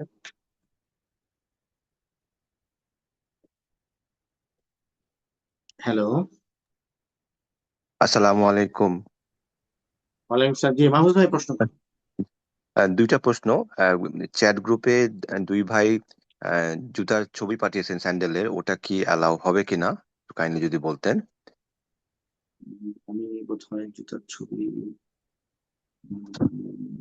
আমি এখনো পাচ্ছি না। আচ্ছা, আমি দেখতে পাচ্ছি না এই জুতা ঠিক আছে কিনা, বাট ছবিটা আমার এখানে ওপেন হচ্ছে না। একটু সময় লাগে আসতে, মানে ক্লিক ক্লিক করলে আসবে। না, এটা হবে না। এটা না হওয়ার কারণ হলো ওই জুতার সামনের অংশটা উন্মুক্ত থাকতে হবে। তো এখানে সামনের অংশটা উন্মুক্ত করার ক্ষেত্রে একটা প্রতিবন্ধকতা আছে, এবং গোড়ালি উন্মুক্ত থাকতে হবে। তো এখানে গোড়ালি উন্মুক্ত থাকছে না, এই জন্য এটা ধন্যবাদ। দ্বিতীয় প্রশ্ন, এক ভাই ওখানে লিখেছেন, ওটা আমারও প্রশ্ন। 11ই জিলহজ শুক্রবার পড়ে যাচ্ছে, তা আমরা তাহলে কি মিনাতে থেকে জোহর নামাজ পড়বো, নাকি গ্রুপ করে জুমার নামাজ পড়বো, না মক্কায় চলে যাব? মূলত আমরা যারা হজে থাকি আমরা মুসাফির, মুসাফিরের জুমা নেই, এটা হলো এক বিষয়। 2 নম্বর বিষয় হলো মিনা, মিনায় জুমা হয় না, কারণ মিনাটা জনপদ নয়। জুমা হওয়ার জন্য জনপদ হওয়া আবশ্যক। আর আপনি যদি দেখেন যে মসজিদে নামিরাতে, সরি, মসজিদে খায়েফে জুমার নামাজ হচ্ছে, আপনি শরীক হতে পারেন, আবশ্যক নয়। মুসাফির এবং হাজের জন্য জুমা নেই। আরেকটা প্রশ্ন ছোট করে জিজ্ঞেস করে নিই। আম, আমরা সেকেন্ড দিনে মিনা থাকার সময় বা পাথর নিক্ষেপ করার পরে যদি সময় থাকে, আমরা যদি মক্কাতে চলে এসে আরেকবার তাওয়াফ করতে চাই, এটা কি কোনো অসুবিধা আছে না, নাকি? ফরজ তওয়াফের সময় অন্য যারা তওয়াফ করছেন, অনেকে ফরজ তওয়াফ করতেছেন, অনেকে ওয়াজিব তওয়াফ করতেছেন। বিদায়ী তওয়াফটা ওয়াজিব। হজ চলাকালীন পরবর্তী 1 সপ্তাহ পর্যন্ত ফরজ তওয়াফের বাইরে, ফরজ তওয়াফ এবং বিদায়ী তওয়াফের বাইরে অন্য কোনো তওয়াফ করা উচিত নয়, এটা সমীচীন নয়। থ্যাংক ইউ, জাজাকাল্লাহ খায়ের। আসসালামু আলাইকুম।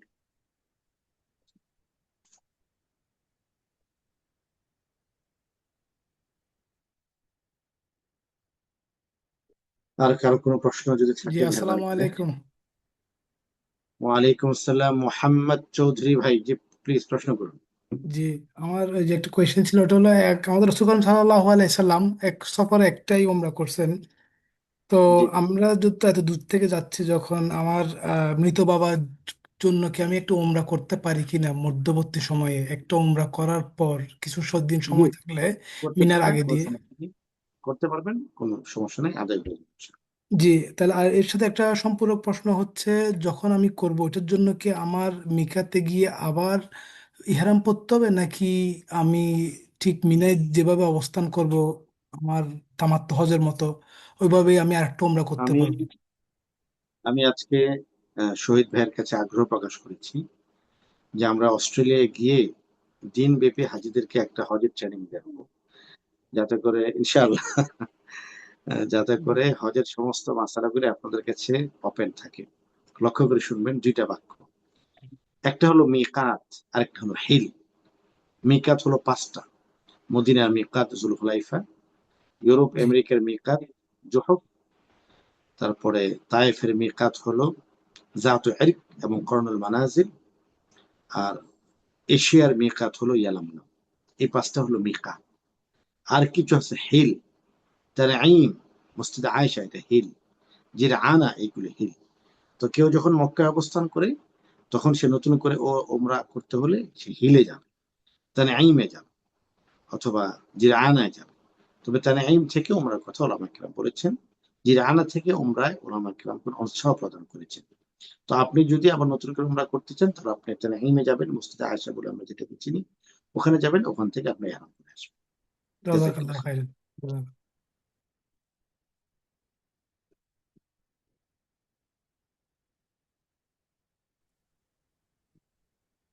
আসসালামু আর কারো? আলাইকুম। ওয়ালাইকুম আসসালাম ওয়া রাহমাতুল্লাহ, জি প্লিজ। আমার 3টি প্রশ্ন আছে। 1 নম্বর প্রশ্ন হলো, দমে শুকুর আর কোরবানি এই দুটার ভিতরে পার্থক্যটা কি? আর আমরা যদি দমে শুকুর দেই, সেক্ষেত্রে কি আমাদের বাংলাদেশে কোরবানি দিতে হবে কিনা? জাযাকাল্লাহ খাইর। হ্যাঁ, দুটো এক জিনিস নয়, দুটো ভিন্ন ভিন্ন জিনিস। দমের শুকরটা হলো কৃতজ্ঞতার দম। আপনি একই সময়ে উমরার সাথে, হজের সাথে উমরা আদায় করছেন, এই জন্য একই আবাদতের সময় আপনি দুটো আবাদত করতে পেরেছেন বলে আল্লাহর কাছে শুকরিয়া আদায় করবে। আর কুরবানি হলো উদহিয়া, যেটার সময় হলো ঈদুল আযহা। কুরবানির 3 দিন, এটা হলো ঈদুল আযহা, এটাকে উদহিয়া বলা হয়। উদহিয়া হলো যে ব্যক্তি সামর্থ্যবান, তার উপর উদহিয়া ওয়াজিব। আর দমে শুকর হলো যে ব্যক্তি কেরান অথবা তামাত্তু করে, তাদের জন্য দমে শুকর ওয়াজিব। হ্যাঁ, কোনো ব্যক্তি যদি এফরাজ করে, তাহলে তার উপর দমে শুকর আসবে। এই কারণে আপনি হজে থাকা অবস্থায় দম দিবেন, একসাথে করলে কেরান অথবা তামাত্তু করলে দম দিবেন, এফরাজ করলে তো দমের প্রয়োজন নেই। আর বাংলাদেশে অথবা পৃথিবীর যে প্রান্তে আপনি অবস্থান করেন, আপনার প্রপার্টি যেখানে, বাড়িঘর যেখানে, সেখানে আপনি উদহিয়া কুরবানি করবেন, কারণ সেটা হলো আপনার সম্পদের উপরে আসবে। জাযাকাল্লাহ খাইর। ধন্যবাদ। দ্বিতীয় প্রশ্নটা হলো, এটা এক এক মুফতির কাছ থেকে শুনেছি, একটু জাস্ট কনফার্ম করতে চাচ্ছি যে হজের নিয়ত করার পরে, এহরাম বাঁধার পরে, ৮ তারিখে আমরা যখন মিনাতে যাওয়ার আগে যদি আমরা একটা নফল তাওয়াফ করে সাই করতে চাই, এটা কি করা যাবে কিনা? উনি আমাদেরকে বলছে তাহলে ১০ তারিখে সাইটা না করলেও হবে। আমি আপনার কি শুনে বুঝতে এটা পারছি এটা নিয়ে করা একটু। যাবে, এটা ফাঁকফোকরের আলাপ, তো ফাঁকফোকরের আলাপ আমি আসলে করি না।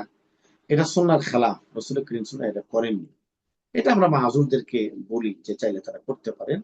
মানে ফরজ তওয়াফের পর যে সাইটা আছে, এই সাইটাকে মুকদ্দম করা যায়, আগে করে ফেলা যায়, কারণ পরে ভিড়ের আশঙ্কা থাকলে আগে পরে অনুমতি আছে, কিন্তু এটা সুন্নাহর খেলাফ। ভাই আমরা যখনই ফরজ তওয়াফ করব, তখনই সাই করব, আল্লাহ তাআলা সহজ করে দিবে ইনশাআল্লাহ। কেউ চাইলে আগে করলে করতে পারেন, কিন্তু এতে কাফেলা থেকে ছুটে যাওয়া হয়, জটিলতা সৃষ্টি হয়। এই কারণে রাসূল করিম সাল্লাল্লাহু আলাইহি ওয়াসাল্লামের যে সুন্নাহ, এটা মানলেই সহজ ইনশাআল্লাহ। জাযাকাল্লাহ খাইর। ধন্যবাদ। ধন্যবাদ। শেষ প্রশ্ন, আরাফার দিনে মহিলারা জোহর এবং আসর কি একসাথে পড়বে না কিভাবে পড়বে, এটা একটু কাইন্ডলি আরাফার দিনে জানাবেন। নারী পুরুষের একই মাসালা। আপনি যে তাঁবুতে থাকেন সেই তাঁবুতে যে আমল হচ্ছে এই আমল কন্টিনিউ করবেন। দুই রাকাত নামাজ জায়েজ, 4 রাকাত নামাজ জায়েজ, 2 রাকাত জামাআন ওয়া কাসরান জায়েজ, ঝগড়াটা জায়েজ। সবগুলোর পক্ষে দলিল আছে, ঝগড়ার পক্ষে কোনো দলিল নেই। এই জন্য আমার তাঁবুতে যে আমল হচ্ছে আমি এটাই কন্টিনিউ হয়ে যাবে ইনশাআল্লাহ।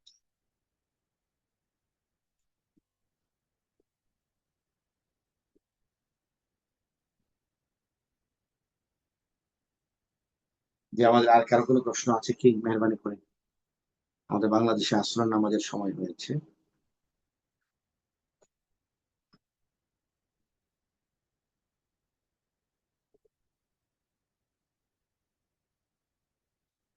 আমার কাছে মনে হয় যে খুব একটা প্রশ্ন আছে, এটা কি, my transit is Abu Dhabi, should wear ihram from there, but where to make intention? How do I know that I should make intention? Please advice. এহরাম বাঁধার পর থেকে আপনি মনোযোগ দিবেন। আতাউর রহমান ভাই সম্মত দেখাচ্ছেন। প্লিজ, হ্যাঁ ভাই, কি আনমিউট করেন, কাউকে কখনো আনমিউট করা হয়? How can join answer question? Khadijatul Kubra ইয়ে করো। হয়েছে।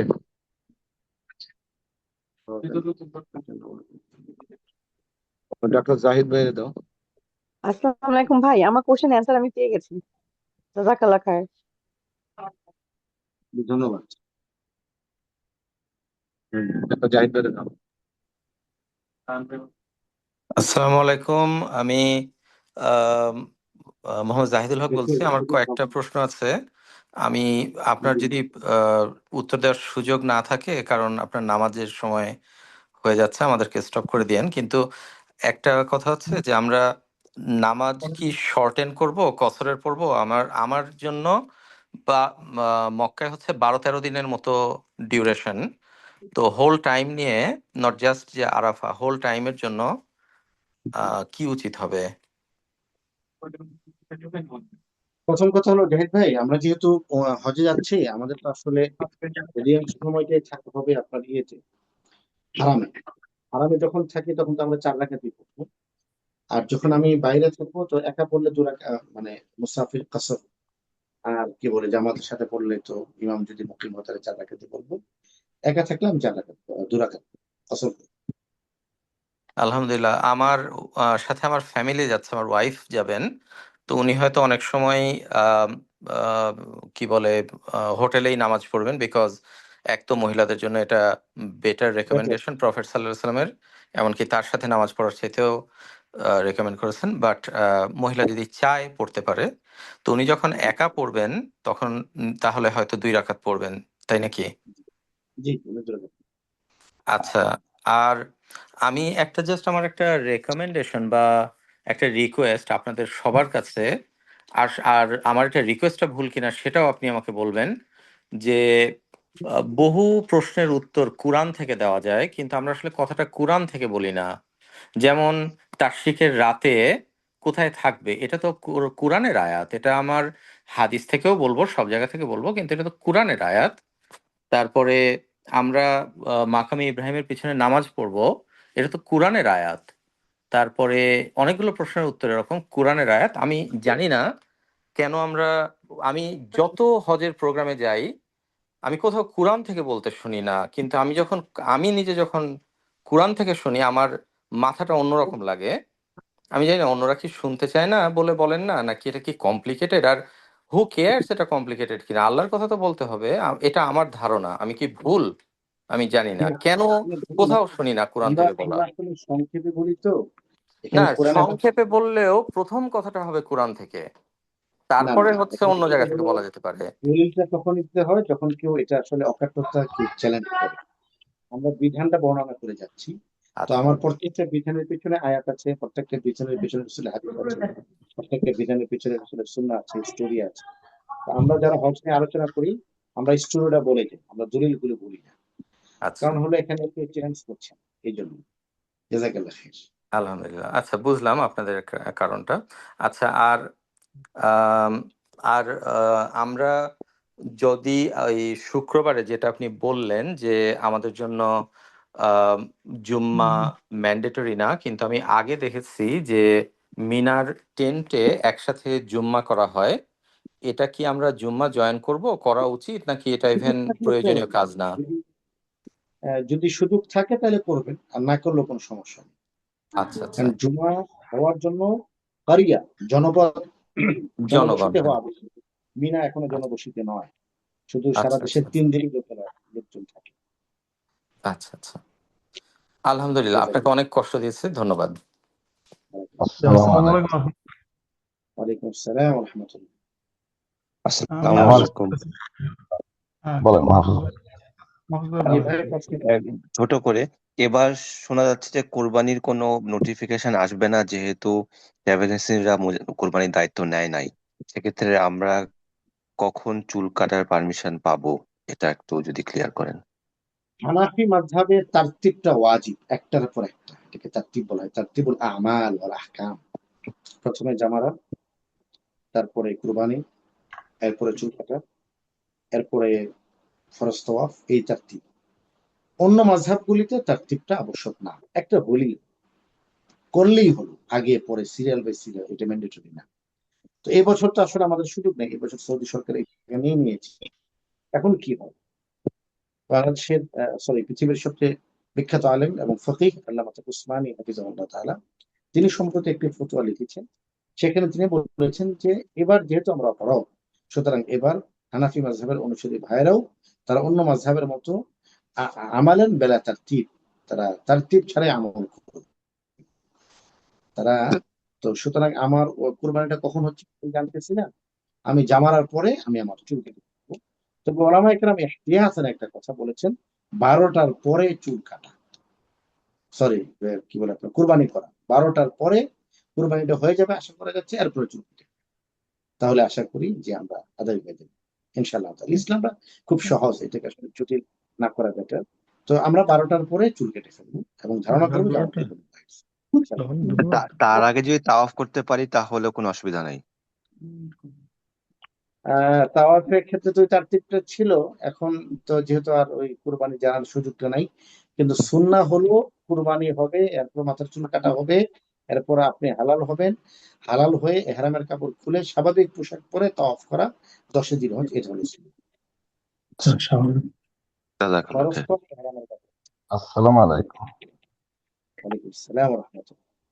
এই যে আমার একটা কোশ্চেন ছিল, এটা হচ্ছে যে আমার সাথে আমার ওয়াইফ যাচ্ছে, তো এই যখন চুল কাটার বিষয়টা, এটা কি আগে আমার হচ্ছে মানে আমি আমার ইহরামের আমার চুল কাটার পরে তারটা কেটে দিতে পারবো, নাকি আগেই কাটা যাবে?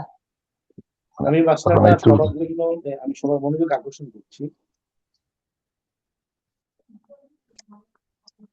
মাসালাটা হলো, যে কোনো নারী অথবা পুরুষ তার যখন ওমরার ক্ষেত্রে সাই কমপ্লিট হয়ে যাবে এবং হজের ক্ষেত্রে তার কুরবানি হয়ে যাবে, তখন তিনি নিজে অপরের চুল কেটে দিতে পারবেন।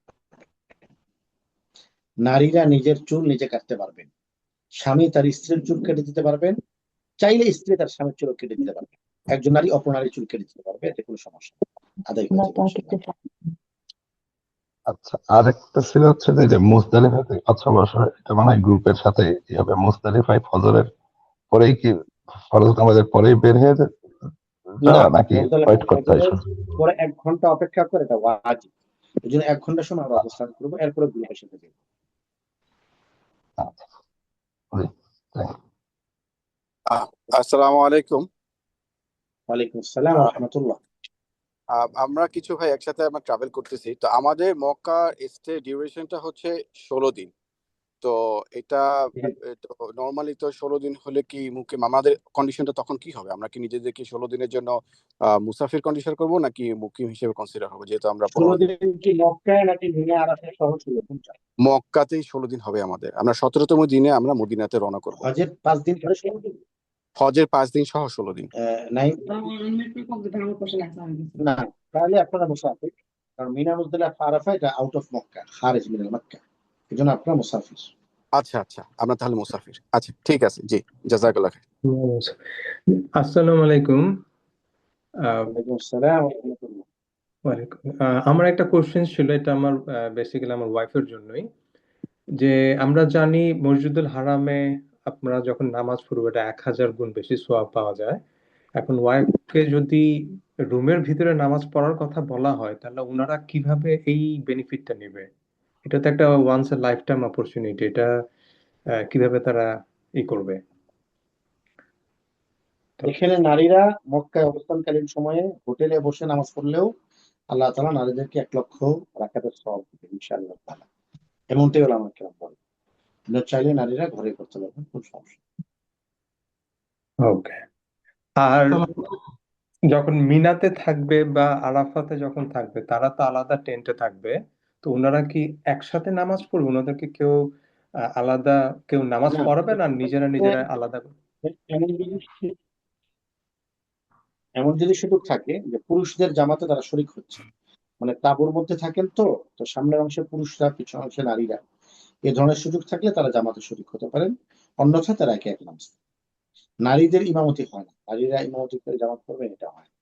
তো যদি সিস্টেম এমন হয় যে পুরুষরা সামনের দিকে, নারীরা পিছনের দিকে, পুরুষরা জামাতে দাঁড়িয়েছেন, মাঝখানে পার্টিশন আছে, এখানে নারীরা একটু করতে পারতেছেন, তাহলে করতে পারবে। আর যদি সেটা না হয় তাহলে আলাদা করতে। ঠিক আছে, থ্যাংক ইউ। জি, আসসালামু আলাইকুম রহমতুল্লাহ। হ্যালো, ওয়ালাইকুম আসসালাম। আসসালামু আলাইকুম। আমার একটা কোশ্চেন ছিল, তাওয়াফ করার সময় আমরা যদি টায়ার্ড হয়ে যায় বা পানির পিপাসা লাগে, তখন কি এরকম কিছু করা যায়? তাওয়াফের while we are doing the তাওয়াফ, এটা একটু বলবেন প্লিজ। হ্যাঁ, তাওয়াফ করার সময় আপনার প্রয়োজন হলে আপনি পানি পান করতে পারবেন, কোনো সমস্যা। সেলফি করা ছাড়া তাওয়াফ করার অবস্থায় সবই করা যায়, শুধু সেলফিটা তোলা যাবে। মানে তাওয়াফের মধ্যে আপনার পানি পান করা যাবে, পানি খাইতেছি আর হাঁটতেছি, এরকম করা যাবে? জি। আর কথা বলতে মানে নিজের সাথে নিজে কথা বললাম যে আসলে পানি বোতলটা করে রাখলাম, খুঁজতেছি, এই যে মনের মধ্যে প্রয়োজনীয় মোটামুটি কথা, প্রয়োজনীয় কথা বলুন। প্রয়োজনীয় কথা বলা যাবে। জি। আচ্ছা। আর ওই যে ভাই বলতেছিল যে তার 16 দিন হয়ে যায়, তো আমি ল্যান্ড করবো 14 তারিখ সকালে ইনশাল্লাহ জেদ্দাতে, আর আমরা ডিপার্ট করতেছি 31, তো আমাদের 16-17 দিন মক্কাতে অবস্থান হইতেছে। কিন্তু যেহেতু আমাদের বলতেছিলেন আপনি যে আমাদের হোটেল থেকে বা মক্কা থেকে আমরা আবার মিনাতে যাচ্ছি, সেখানে আমাদের এটা আবার অবশ্যই এটা দূরে চলে যাচ্ছে। তো আমরা হোটেলে যাওয়ার পরে কি আমরা 4 রাকাত পড়বো, আর মিনাতে যাওয়ার পরে কি 2 রাকাত পড়বো, এমন কসরে পড়ে যাবো না পুরা প্রোগ্রামটাই? আপনার 16 দিন যদি হয় মিনা মুজদালিফা আরাফা সহ, তাহলে তো আপনি মুসাফির, কারণ আপনি মিনা মুজদালিফা আরাফা মক্কার মধ্যে কাউন্টেবল না, এটা আলাদা জায়গা, আলাদা সময়। আচ্ছা আচ্ছা, তার মানে প্রত্যেকটা স্টেজকে আমরা সেগমেন্ট করতে পারি যে যেহেতু আমি হোটেলে থাকতেছি। মক্কা শহরে আপনি কয়দিন থাকতেছেন এটা হলো। আচ্ছা, তার মানে আমরা যেদিন যাচ্ছি তার মানে হজের সময় আমরা চলে বের হয়ে যাচ্ছি, সেহেতু এটা আর একটানা হচ্ছে না, একটানা যেহেতু হচ্ছে না, তাই আমরা ডে 1 থেকেই আমরা ওইখানে সফর এবং আমরা কসরে আছি, যেদিন থেকে জেদ্দাতে ল্যান্ড করবো ইনশাল্লাহ, until we live 31st according to brother Shahid ভাই। আমরা ওইখানে মোটামুটি আমাদের পুরো প্যাকেজটা আসলে তাহলে সফরই পড়তেছে আর কি, না?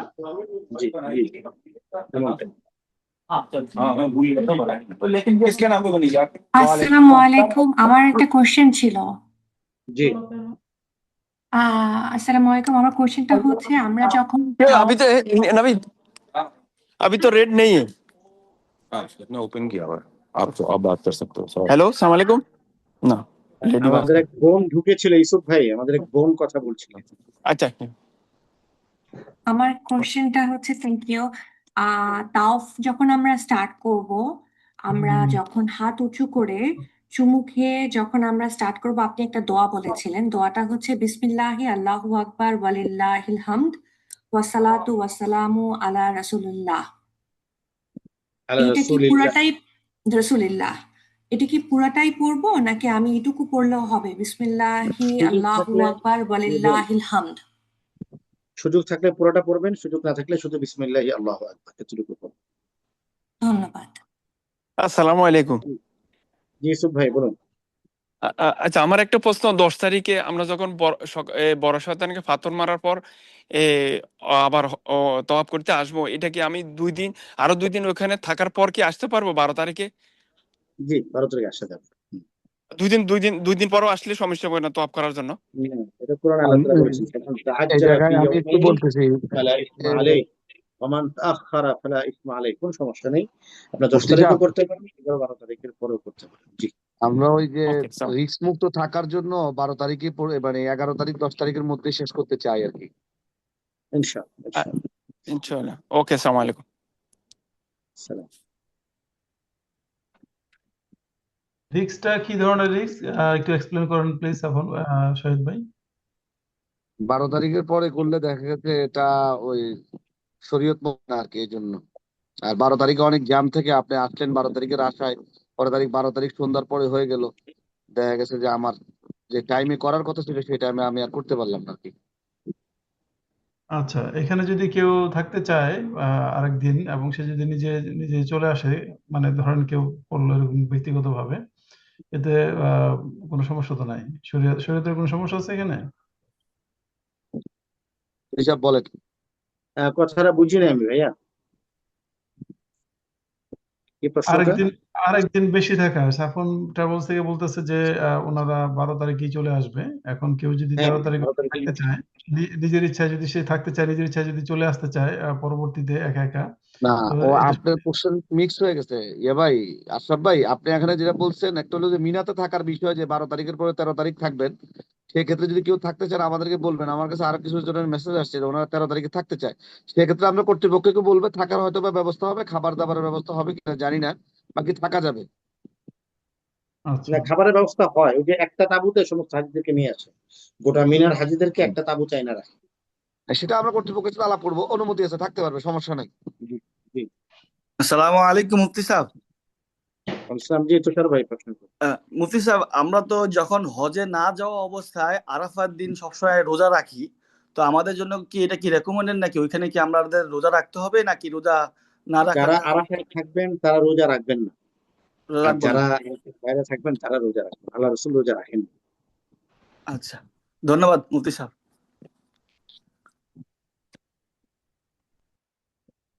আর কোনো প্রশ্ন ভাই?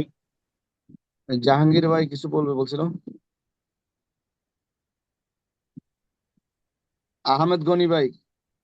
হ্যাঁ, আসসালামু আলাইকুম। আসসালামু আলাইকুম। ওয়ালাইকুম আসসালাম। আমার একটা ছোট কোশ্চেন, সেটা হলো সূরা আল বাকারার আয়াত নাম্বার 198, যেখানে বলা আছে, বাংলায় বলি যে আরাফাত থেকে তোমরা মাশাল হারামে এসে আল্লাহর প্রশংসা করবা। এটা একটু আমি বুঝি না, যদি মুফতি সাহেব আমাকে একটু ক্লিয়ার করতো, আমি একটু কনফিউজড এটা আর কি হলো এটা নিয়ে আর কি। হজের ধারাবাহিক কার্যক্রমের মধ্যে আরাফার ময়দানে আমরা থাকবো 9 তারিখ সন্ধ্যা পর্যন্ত। 9 তারিখ সন্ধ্যার পরে থাকার পরে আল্লাহ তাআলা বলছেন ফাইজা আফাদাতুম মিন আরাফাতিন ফাযকুরুল্লাহ ইনদাল মাশআরিল হারাম। এরপরে আমরা আরাফার ময়দান থেকে আমরা মাশআর হারামে চলে আসবো। রাসূল করিম সাল্লাল্লাহু আলাইহি ওয়াসাল্লাম মাশআর হারামে এসে অবস্থান করেছেন এবং ফাযকুরুল্লাহ কিন্তু তিনি আল্লাহ তাআলার জিকির করেছেন, নামাজ পড়েছেন, দোয়া করেছেন। এখানে তিনি এক আযান দুই কিন্তু মাশাল হারাম তো হারামে তো একটা মসজিদ হয়েছে, তো ইটস ম্যাপে তো দেখাচ্ছে একটা ডিফারেন্ট জায়গা ইনসাইড দ্য মুজদালিফা, বাট একটু ডিফারেন্ট জায়গা। ওইটা একটু মাশআর কনফিউশনটা। হারাম, মাশআর একটা হারাম হলো মসজিদ হয়েছে, মসজিদ। একটা মসজিদ হয়েছে, তো এটা কি আমার কনফিউশনটা যে মুজদালিফাতে রাত্র যাপন করবো, ফজর নামাজ পড়বো, ইটস অল রাইট, কিন্তু দেখা যাচ্ছে বা একটু যতটুকু আমি জানলাম মসজিদটা হয়েছে একটু দূরে আর কি। তা আমরা ওইটা অ্যাভয়েড করব নাকি আমরা যাব, ওইটা কি আর কি, ওইটাই জানার জন্য আর কি। রাসূল করিম সাল্লাল্লাহু আলাইহি ওয়াসাল্লাম যখন হজ করেছেন তখন নবীজির সাথে হজ করেছেন 1 লক্ষ মানুষ, এখন হজ জি করে 20 লক্ষ। তো স্বাভাবিকভাবেই 1 লক্ষ লোক যতটুকু জায়গা জুড়ে ছিল 20 লক্ষ লোক অতটুকু জায়গা জুড়ে থাকার কথা না, এরা এর চেয়ে 20 গুণ বেশি জায়গা জুড়ে থাকার কথা। রাসূল জি করিম জি সাল্লাল্লাহু আলাইহি ওয়াসাল্লাম কুবা মসজিদে যেখানে নামাজ পড়েছেন ওই জায়গাটা ছিল 6 ফিট বাই 8 ফিট। এখন কুবা মসজিদ সম্ভবত 15,000 স্কোয়ার ফিট বা 20,000 স্কোয়ার ফিট। তো বিরাট নবীজি মসজিদ, অবস্থান অনেক বড় মসজিদ, অনেক বড় মসজিদ। নবীজি যে জায়গাটা ছিলেন ওই জায়গাটা হলো মসজিদ মাশআর হারাম। তো সেখানে পুরা অঞ্চল জুড়ে একটা মসজিদ হয়েছে, এটার কথা আল্লাহ তাআলা কোরআনে বলেছেন। আর সম্মানিত হাজী সাহেবরা গোটা মুজদালিফা জুড়ে অবস্থান করবে। তো আপনার অবস্থান যেখানে হয় আপনি সেখানেই করবেন, ব্যাস ওখানে অবস্থান করলেই আমাদের ওয়াজিব আদায়। না তবে আমাদের কি, না আমি একটু জানার জন্য আর কি, জাস্ট আমার কি মনে করেন ইন্টেনশন থাকা উচিত না, যেহেতু আমাদের নবী করিম সাল্লাহ সাল্লাম ফজর নামাজের পরে উনি আইসে ওই জায়গায়, মানে যেখানে মাশাল হারাম জায়গায় উনি আল্লাহর প্রশংসা করছে, তা আমাদের অ্যাটলিস্ট ইন্টেনশন থাকা না উচিত যে ঘটনা আমরা যাব, যদি ঘটনা হলো পরিস্থিতি তুমি এলাও না করে আমরা যাব না। হ্যাঁ, না, ওখানে যাওয়ার কোনো প্রয়োজন নেই, আপনি যেখানে থাকবেন ওখানে আদায় হয়ে যাবে। আল্লাহ রসুল আরাফার মাঝে অবস্থান করেছেন মসজিদে নামিরা। আমরা কিন্তু হাজিদেরকে মসজিদে নামিরা যেতে বলি না, কারণ আরাফার মাঝে টোটালটা 12 কিলোমিটার, আপনি যেখানে থাকবেন ওখানে আপনার আরাফার অবস্থান। জাযাকাল্লাহ খাইর। আচ্ছা আচ্ছা, আসসালামু আলাইকুম। আসসালাম। আচ্ছা, একটা প্রশ্ন এসছে, এটা আমি বুঝতেছি না, হাউ ইজ স্পোকেন হিন্দি। আমি ঠিক জানি না এটা আমাকে বলা হলো কিনা, আমি হিন্দিতে বলেছি বলে মনে করতেছি না। আপনি বললেন 10 জিলহজ আফটার ফজর প্রে নিড 1 আওয়ার স্টে দেন বিগ জামারাতে যেতে, এক্সপ্লেন अगेन। আচ্ছা, এটা হলো মুজদালিফায় রাতে অবস্থান করা সুন্নাহ, আর সকালবেলা ফজরের পরে 1 ঘন্টা মুজদালিফায় উকুফ করা এটা ওয়াজিব। এই জন্য এই ওয়াজিবটা, এই অবস্থানটা আবশ্যক, এই অবস্থান ওয়াজিব, এটা করতে হবে, এটা না করলে দম দিতে হবে। তো এরপরে আমরা মুজদালিফা থেকে জামারার দিকে যাব। কেবলমাত্র অসুস্থ এবং নারীদের জন্য রাতে চলে যাওয়ার অনুমতি আছে। জাযাকাল্লাহ খাইর। আর কেউ কোনো কোশ্চেন করবেন? হ্যালো আঙ্কেল, আসসালামু আলাইকুম। আমি এই যে তুহিনের ছেলে বলছি। আমার একটা কোয়েশ্চেন ছিল। 10 যুলহিজ্জার ওই সময় আমরা যখন জামরাতে যাব, ওখান থেকে আমরা স্ট্রেট যদি তাওয়াফ করতে যাই, ওইটা করার পর, সাই করার পর, আপনি তো বললেন যে কোরবানি 12 তারিখ পর্যন্ত হবে না, তো আমরা কি চুল কাটাটা ওইটা 12 তারিখ পর্যন্ত পোস্টপোন করব? আঙ্কেল, আমি বিষয়টা ক্লিয়ার করি আপনাকে। হজের ক্ষেত্রে তারতিব ঠিক রাখা আমাদের কাছে ওয়াজিব। তারতিব তারতিব মানে স্টেপ বাই স্টেপ, কোনটার পরে কোনটা। যেমন নামাজের তারতিব আছে, নামাজে আগে রুকু, এরপরে সিজদা, এরপরে বৈঠক। হজের তারতিব হলো 10 তারিখেরটা আমি বলছি, মর্নিং ইন মুজদালিফা, তারপরে হলো স্টার্ট দ্য ডে, আমরা জামারা, জামারার পরে আমার কাজ কুরবানি, কুরবানির পর আমার কাজ চুল কাটা, চুল কাটার পর আমার কাজ হলো ফরজ তাওয়াফ, ফরজ তাওয়াফের আমার কাজ হলো সাই করা। 10 তারিখ ফরজ তাওয়াফ করা সুন্নাহ। 10 তারিখ স্বাভাবিক কাপড়ে এহরাম ছাড়া নর্মাল ক্যাজুয়াল ড্রেসে ফরজ তাওয়াফ করা, এটাও সুন্নাহ। আপনি যেটা করবেন সেটা হলো জামারাতের পরে কুরবানি হবে, কুরবানির পরে চুল কাটবেন। তো এবার যেহেতু জানা যাচ্ছে না কুরবানি কখন হবে, তো 12টা পর্যন্ত ওয়েট করব, এরপর আমরা চুল কাটবো। চুল কাটার পরে আমি আমার এহরামের কাপড় খুলে ফেলবো, গোসল করবো, শাওয়ার নেব, এরপরে আমি নতুন কাপড় পরে স্বাভাবিক ড্রেসে আমরা 10 তারিখে জামারা করতে, কি বলে, ফরজ তাওয়াফ করতে পারি। এজেন্সি যদি মনে করেন 10 তারিখে ফরজ তাওয়াফ করাবেন, করাতে পারেন। এটা 11 তারিখ করা যায়, 12 তারিখও করা যায়। তবে এখানে একক সিদ্ধান্ত থেকে সম্মিলিত সিদ্ধান্তকে আমরা গুরুত্ব দিই। জাযাকাল্লাহ খাইর। জাযাকাল্লাহ। আসসালামু আলাইকুম। শেখ, আমার একটা রিকোয়েস্ট ছিল, যদি যদি টাইমে হয়, আপনি যে ইম্পর্টেন্ট দোয়াগুলি শুরু থেকে এটার আপনি কি একটু রিপিট করতে পারবেন? তাহলে আমাদের রেকর্ড অন আছে, আমরা একটু শুনে পরে একটু মশ করে নিলাম আর কি। আসলে আমি ঠিক জানি না কোন কোন দোয়া পড়েছি, তবে গোটা হজের সফরে একটাই দোয়া, সেটা হলো তালবিয়া, লাব্বাইক আল্লাহুম্মা লাব্বাইক। আরেকটা দোয়া হলো লা ইলাহা ইল্লাল্লাহু ওয়াহদাহু লা শারীকা লাহ, লাহুল মুলকু ওয়া লাহুল হামদু ওয়া হুয়া আলা কুল্লি শাইইন কাদির। এই দুইটা হলো মৌলিক দোয়া। সাফা মারওয়ার মাঝে সবুজ বাতির নিচে রব্বিগফির ওয়ারহাম ওয়া তাজাওয়াজ আম্মা তা'লাম ইন্নাকা তা'লাম মা লা আ'লাম ইন্নাকা আনতাল আজিজুল আকরাম, এই দোয়া পড়া। মাকাম ইব্রাহিম থেকে নামাজ পড়ে 2 রাকাত নামাজ পড়া, 2 রাকাতে সূরা কাফিরুন, 2 রাকাতে সূরা ইখলাস পড়া। তারপরে সাফা পাহাড়ের দিকে যেতে, সাফা পাহাড়ের উপর আরোহণ করে কাবার দিকে ফিরে আল্লাহু আকবার, আল্লাহু আকবার, আল্লাহু আকবার 3 বার পড়া, এরপরে ওই দোয়াটা পড়া। যেটা আমরা পড়েছি, এইগুলো হলো মৌলিক দোয়া। আরাফার ময়দানেও দীর্ঘ সময় দোয়া করা এবং লা ইলাহা ইল্লাল্লাহ ওয়াহদাহু লা শারীকা লাহু লাহুল মুলকু ওয়া লাহুল হামদু ওয়া আলা কুল্লি শাইইন কদির, এই দোয়াটা পড়া। এই মৌলিক দোয়াগুলোর বাইরে আসলে খুব একটা দোয়া নেই। তওয়াফ অবস্থায় দোয়া কবুল হয়, সাই করা অবস্থায় দোয়া কবুল হয়, যে কোনো দোয়া যে কোনো ভাষায় করলে দোয়া কবুল হবে ইনশাআল্লাহ তাআলা। জাযাকাল্লাহ খাইর।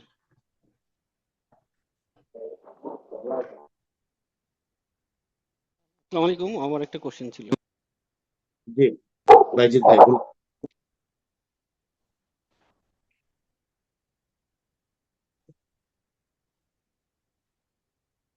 হ্যাঁ বাইজিদ ভাই, আমরা বোধহয় আপনার প্রশ্নের অপেক্ষায় আছি। ও সরি, আমি বুঝতে পারিনি আপনারা শুনতেছেন। আচ্ছা, আমার এখানে কিছু মহিলা আছে, ওনারা কোশ্চেন করতেছিল যে যখন স্যান্ডেল মানে আজিজ ভাই বোঝা যাচ্ছে না। বোঝা যায় না? এখন বোঝা যাচ্ছে, বলেন। এখন আচ্ছা, শোনা এখানে যাচ্ছে। কিছু মহিলা আছে, ওনারা বলতেছে যে এখানে যখন তাওয়াফ করবে মহিলারা কিংবা পুরুষরা, তখন কি ওরা স্যান্ডেল ইউজ করতে পারবে? নারীরা ভিআইপি ইসলামে নারীরা সব ধরনের পোশাক পরতে পারবেন, কেডস পরতে পারবেন, সব ধরনের পোশাক পরতে পারবেন, কোনো সমস্যা নেই। নারীদের জন্য সব ধরনের অনুমতি শরিয়া দিয়েছে। আর বলবো না, থাক, এটা জানি। না, আপনি সালাম দিয়ে বলেন। আসসালামু আলাইকুম। আর কি জিজ্ঞেস করেন? আমরা ভাইদেরকে দেখতে পাচ্ছি। আপনি চাকর করতে হবে। আসসালামু আলাইকুম। ওয়ালাইকুম আসসালাম। জি ভাইজান, দেখতে পাচ্ছি আমরা আপনাকে। আচ্ছা, আমি মাইনুল অস্ট্রেলিয়া থেকে বলছি। জি মাইনুল ভাই, প্রশ্ন করুন। আচ্ছা, আমার একটা প্রশ্ন। আমরা যখন এহরাম পরব, এহরাম পরার আগে আমরা পরিষ্কার পরিচ্ছন্ন হইয়া তারপরে এহরাম পরব, তাই না? এখন আমরা তো বাসার থেকেই পরিষ্কার পরিচ্ছন্ন হইয়া যাব মিকাত পয়েন্টে, আর আমাদের যাইতে হইতেছে না, আমরা প্লেনে বসেই আমরা যে এয়ারপোর্টে বসে আমরা এহরাম পরব।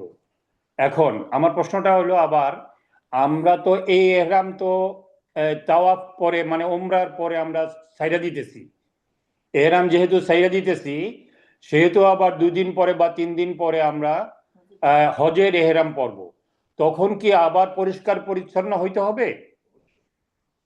আমি আপনার টেকনিক্যাল প্রশ্নটা বুঝতে পেরেছি। হ্যালো, হ্যাঁ বলেন, আমি শুনতেছি। আচ্ছা, টেকনিক্যাল প্রশ্নটা হলো না, শুধু গোসল করলেই হবে, সব ধরনের পরিষ্কার পরিচ্ছন্নতা আবশ্যক নয়। আলহামদুলিল্লাহ, আলহামদুলিল্লাহ, আমার একটাই প্রশ্ন ছিল, আমি পাইয়ে গেছি। Thank you. জাযাকাল্লাহ আল্লাহ ভালো খাইর। রাখুন। জাযাকাল্লাহ। সবাইকে সালাম দিন।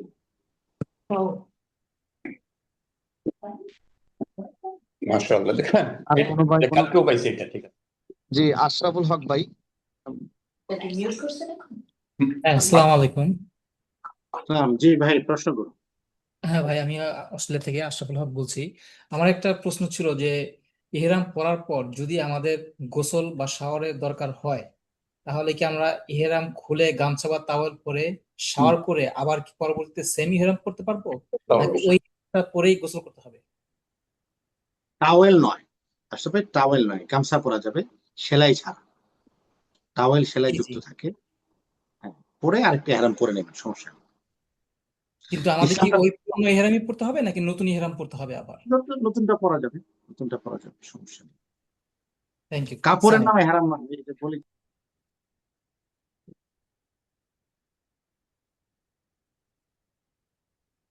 আর কোনো ভাই কোনো কোশ্চেন আছে?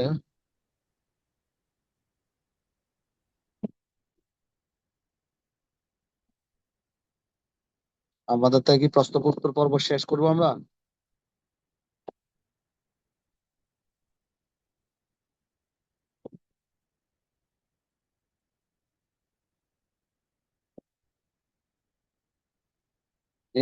ফরিদ ভাই, আপনি কিছু বলবেন?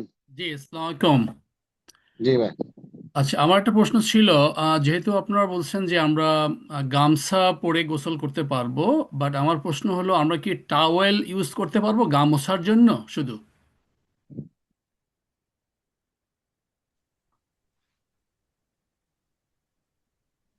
হ্যালো, মুফতি সাহেব, আমার কথা কি শোনা যাচ্ছে? হ্যাঁ আমরা শুনতে পাচ্ছি। উনি কথা বলছে মামুন ভাইয়া, ওই সানাল্লাহ ভাইকে আনমিউট করুন। ওনার কথা শোনা যাচ্ছে না।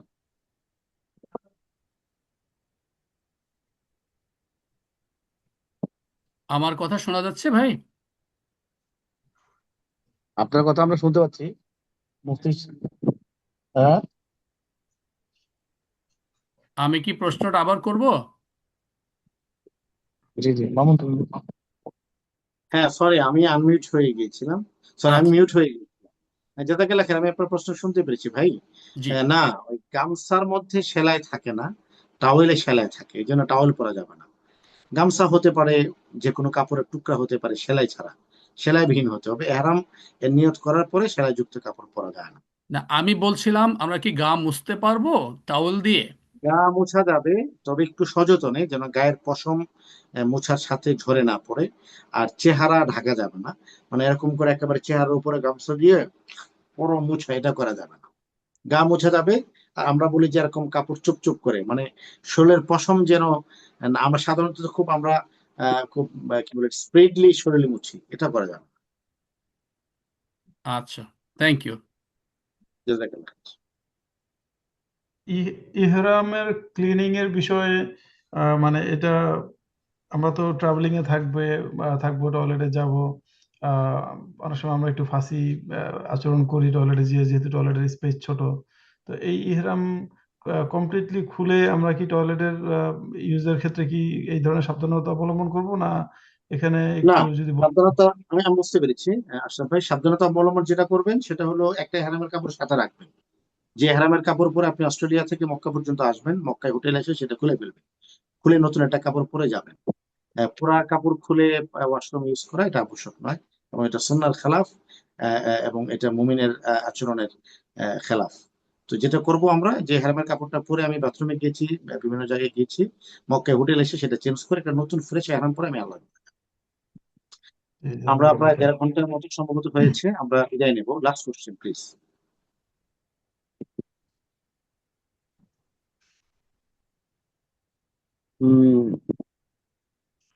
ও, দাড়ির বিষয় আর কি, যে আমরা যে খিলাল করি আসলে চুল চুল পাড়া ফালানি তো সমস্যা।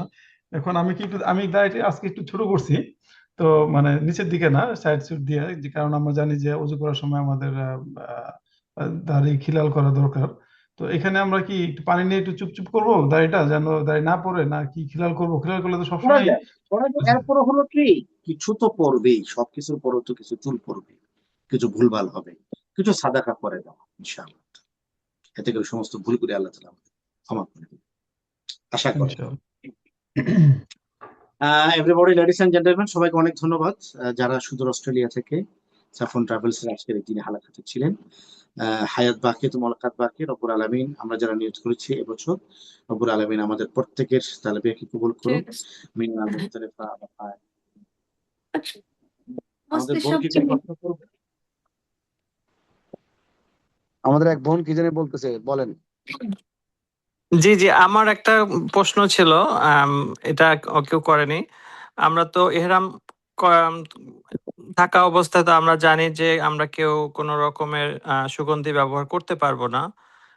সেক্ষেত্রে কসমেটিক্স, টুথপেস্ট, তারপরে লোশন, এগুলো সবকিছুই কি আমরা চেষ্টা করব সবকিছু আমরা এটা করার জন্য, কিন্তু এটা কি আবশ্যক কিনা? কারণ টুথপেস্ট, তারপরে বিভিন্ন জিনিস আসলে এই হিসাবে পাওয়া যায় না আনসেন্টেড। সেক্ষেত্রে এটার নিয়মটা কি, যে সবকিছুই আনসেন্টেড হতে হবে, নাকি জাস্ট আমরা পারফিউমটাই না ব্যবহার করলেই চলবে? আমার মাসলা একটু ব্যতিক্রম, এই জন্য আমার মাসলার সাথে অনেকের মাসলা মিলবে না। আমি সবকিছু ব্যবহার করতে বলি, বাট উইদাউট পারফিউম। টুথপেস্ট ব্যবহার করবেন আপনি, আপনি লোশন ব্যবহার করবেন, আপনি জেল ব্যবহার করবেন, সরি কি বলে আপনাকে লিপ জেল ব্যবহার করবেন, ক্রিম ব্যবহার করবেন, বাট উইদাউট পারফিউম, সুবাস ছাড়া। আইছিল আমার কাছে। আমার কাছে একটা মানে আমার কাছে একটা কিট ব্যাগ থাকে এহরাম অবস্থায়, ওখানে আমার সবকিছু থাকে, লোশন থাকে, ভ্যাসলিন থাকে, টুথপেস্ট থাকে। উইদাউট পারফিউম যায় যাচ্ছে এটা এখন দেশে এবং দেশের বাইরে অনেক জায়গায় এগুলো পাওয়া যাচ্ছে। এহরাম স্যুপ বলা হয়, এহরাম পারফিউম, এহরাম লিপ জেল বলা হয়। সুঘ্রাণ না থাকলে কোনো সমস্যা নেই। আমার স্কিন পার্সোনালি ড্রাই, এই জন্য আমাকে লোশন ব্যবহার করতে হয়। তো আমি পুরো এহরাম অবস্থায় লোশন ব্যবহার করি, আমি ভেসলিনটা ব্যবহার করি। শরীরে আপনার লোশনের ক্ষেত্রে কোনো প্রতিবন্ধকতা সৃষ্টি করতে চায় না, সুঘ্রাণটা এড়ায় চলে। ধন্যবাদ। আসসালামু আলাইকুম।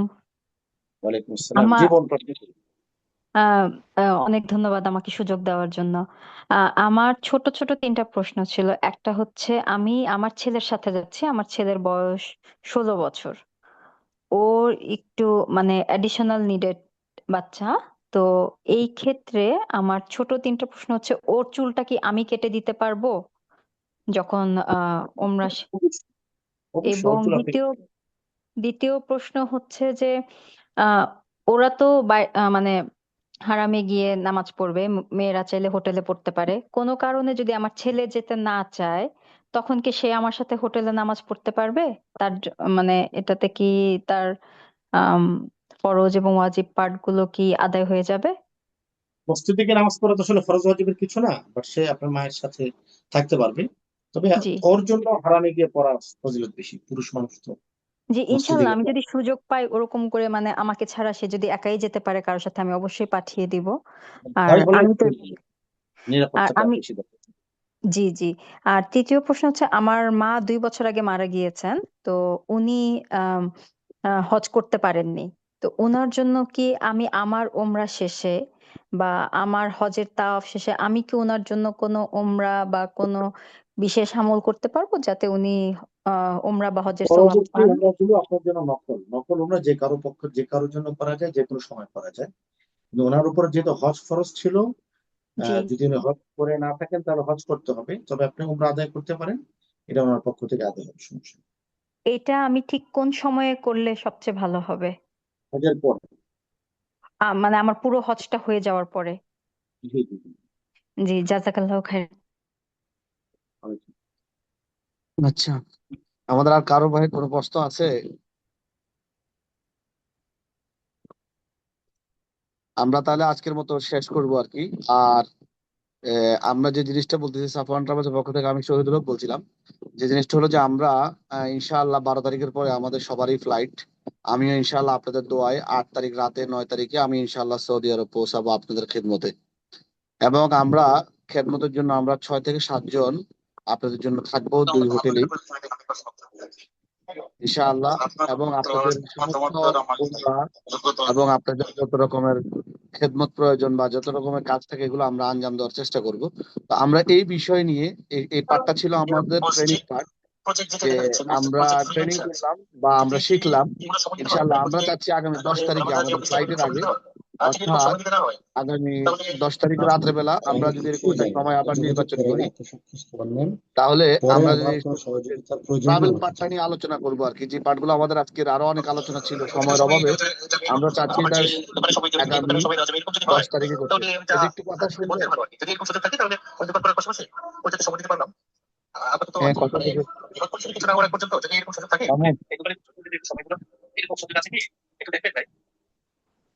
আমার কথা কি শুনতে পাচ্ছেন? লিখে দিলে হবে, আমি বুঝতে পারতেছি না। আমরা চাচ্ছি যে আমরা আজকের বিষয়টাতে ছিল আমাদের হজ শিখার পার্ট, হজের পার্ট ছিল। তো আমরা চাচ্ছি যে আমাদের ট্রাভেল পার্ট নিয়ে কিছু আলোচনা করা। জিদ্দা আপনারা কে কখন যাচ্ছেন সেই ধরনের ইনফরমেশন গুলো আমরা আপনাদেরকে গ্রুপে দিব। এবং আমরা শহীদ ভাই, আমি একটু বিদায় নিয়ে নিই সবার কাছ থেকে। এই জাযাকুমুল্লাহ খাইর।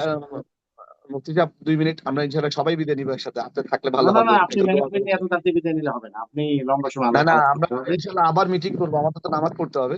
তো এই জন্য বলতেছি যে আমি যে জিনিসটা চাচ্ছি আর কি, আমরা যদি আগামী 10 তারিখে আবার সবাই একটু বসতে পারি কোনো একটা টাইমে, নির্বাচনের টাইম ঠিক করে, আমি ওই সৌদি আরব থেকে জয়েন করে আপনাদেরকে ট্রাভেল বিষয়, বিশেষ করে ইলিয়াস ভাই আছে, তারপরে আরো পুরাতন সাইফুল্লাহ ভাই আছে, রায়হান ভাই আছে, এরকম অনেকে যারা আছে তাদের এক্সপিরিয়েন্স শেয়ার করবে। এবং আমরা কে কোন গ্রুপে, বড় বড় গ্রুপ যাচ্ছে সেগুলোকে নির্বাচন করে আমরা একটা টিম লিডার ঠিক করে সবাই যদি দলবদ্ধ আকারে যাই বা আমরা মক্কায় আসি, আমরা আমাদের জার্নিটা সহজ হবে। এই জন্য আমরা এই বিষয় নিয়ে আগামী 10 তারিখ, আমি 9 তারিখে যাব, 10 তারিখে আমরা একটা সময় বসবো, সবাই একটু প্রিপারেশন রাখার চেষ্টা করবো আর কি। ইলিয়াস ভাই কি আছেন? ওনাকে একটু আনমিউট করে, মামুন ইলিয়াস ভাইকে একটু ইয়ে করো তো। হ্যাঁ মামুন, ইলিয়াস ভাইকে একটু ইয়ে করো তো।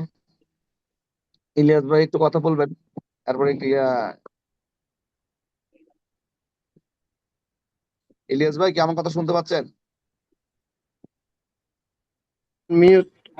হ্যাঁ, আসসালামু আলাইকুম শহীদ ভাই। ইলিয়াস ভাই, জি হ্যাঁ ভাই, শহীদ আমি ভাই একটা শুনছি। পরামর্শ করলাম আর কি, যে আমরা তো আজকে ট্রেনিং পার্টটা করলাম, আগামী 10 তারিখে আর কি যাওয়ার আগে 2 দিন আগে আমরা সবাই মিলে একটু বসে আমাদের যাওয়ার পার্ট জার্নি সম্পর্কে একটু আলোচনা করা, এটা চাচ্ছিলাম আর কি। এখন আপনার কি মতামত? হ্যাঁ ওইটাই। সবার থেকে তো হ্যাঁ আমরা 10 তারিখ ইনশাল্লাহ রাত্রে একটা টাইম ঠিক করে ওই আমরা নোটিফাই করব সবাইকে। এরপরে ওই জার্নি আমি অবশ্য আজকে অনেক কিছু ইনফরমেশন দিয়ে দিছি অলরেডি। সবাই যাতে ওই মিটিং এ যাওয়ার আগে ওইটা যদি একটু ফলো করে তাহলে কথা বলতে সুবিধা হবে, রিপিটেশন হবে না আর কি, কারণ অনেক প্রশ্ন থাকতে পারে। জি জি জি। তা এটা এটা আমরা সবাই মিলে বসবো আর এটা টাইমটা আমরা ঠিক করে দিব। আর এখন আমি চাচ্ছি আর কি যে আমরা দোয়ার মাধ্যমে এটা শেষ করতে, শেখ আমাদের একটু দোয়া করে দিবেন। আমরা দোয়ার মাধ্যমে আমাদের এই আজকের সেশনটা শেষ করতে চাচ্ছি। জি ইনশাল্লাহ। জি ঠিক আছে। তো শেখ আমাদের আপনি একটু দোয়া করে দিন, আমরা দোয়ার মাধ্যমে আজকে এটা পাঠটা শেষ করতে চাচ্ছি ইনশাল্লাহ।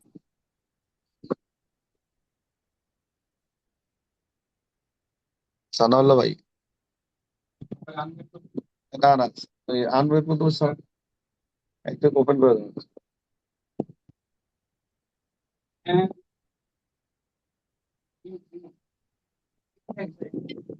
হ্যাঁ, আমাকে আবার আনমিউট করার জন্য ধন্যবাদ জানাচ্ছি আমি। হ্যাঁ, জাযাকাল্লাহ খাইর।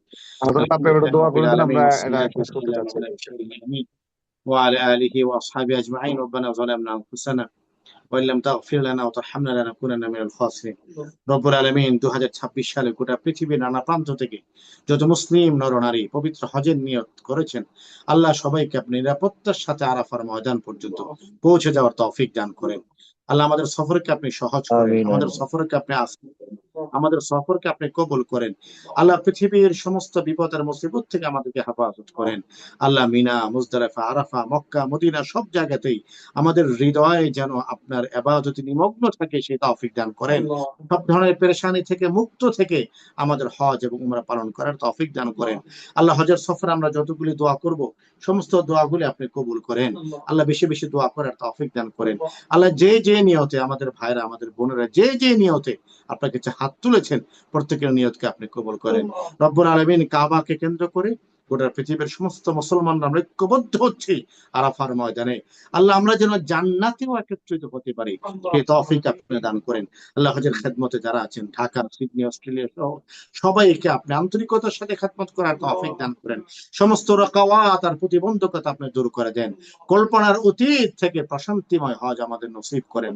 আল্লাহ নবীজি রাসূল আমাদের দোয়াকে কবুল করেন। ওয়া সাল্লাল্লাহু তাআলা আলা খাইরি খালকি মুহাম্মদ ওয়া আলা আলিহি ওয়া আসহাবিহি আজমাইন বিরহমাতিকা ইয়া আরহামার রাহিমিন। সবাইকে অনেক অনেক সবাই দোয়া শুকরিয়া। করবেন। জাযাকাল্লাহু খাইর। আসসালামু আলাইকুম ওয়া রাহমাতুল্লাহি ওয়া বারাকাতুহু। সবাই দোয়া করেন। আসসালামু আলাইকুম ওয়া রাহমাতুল্লাহি ওয়া বারাকাতুহু।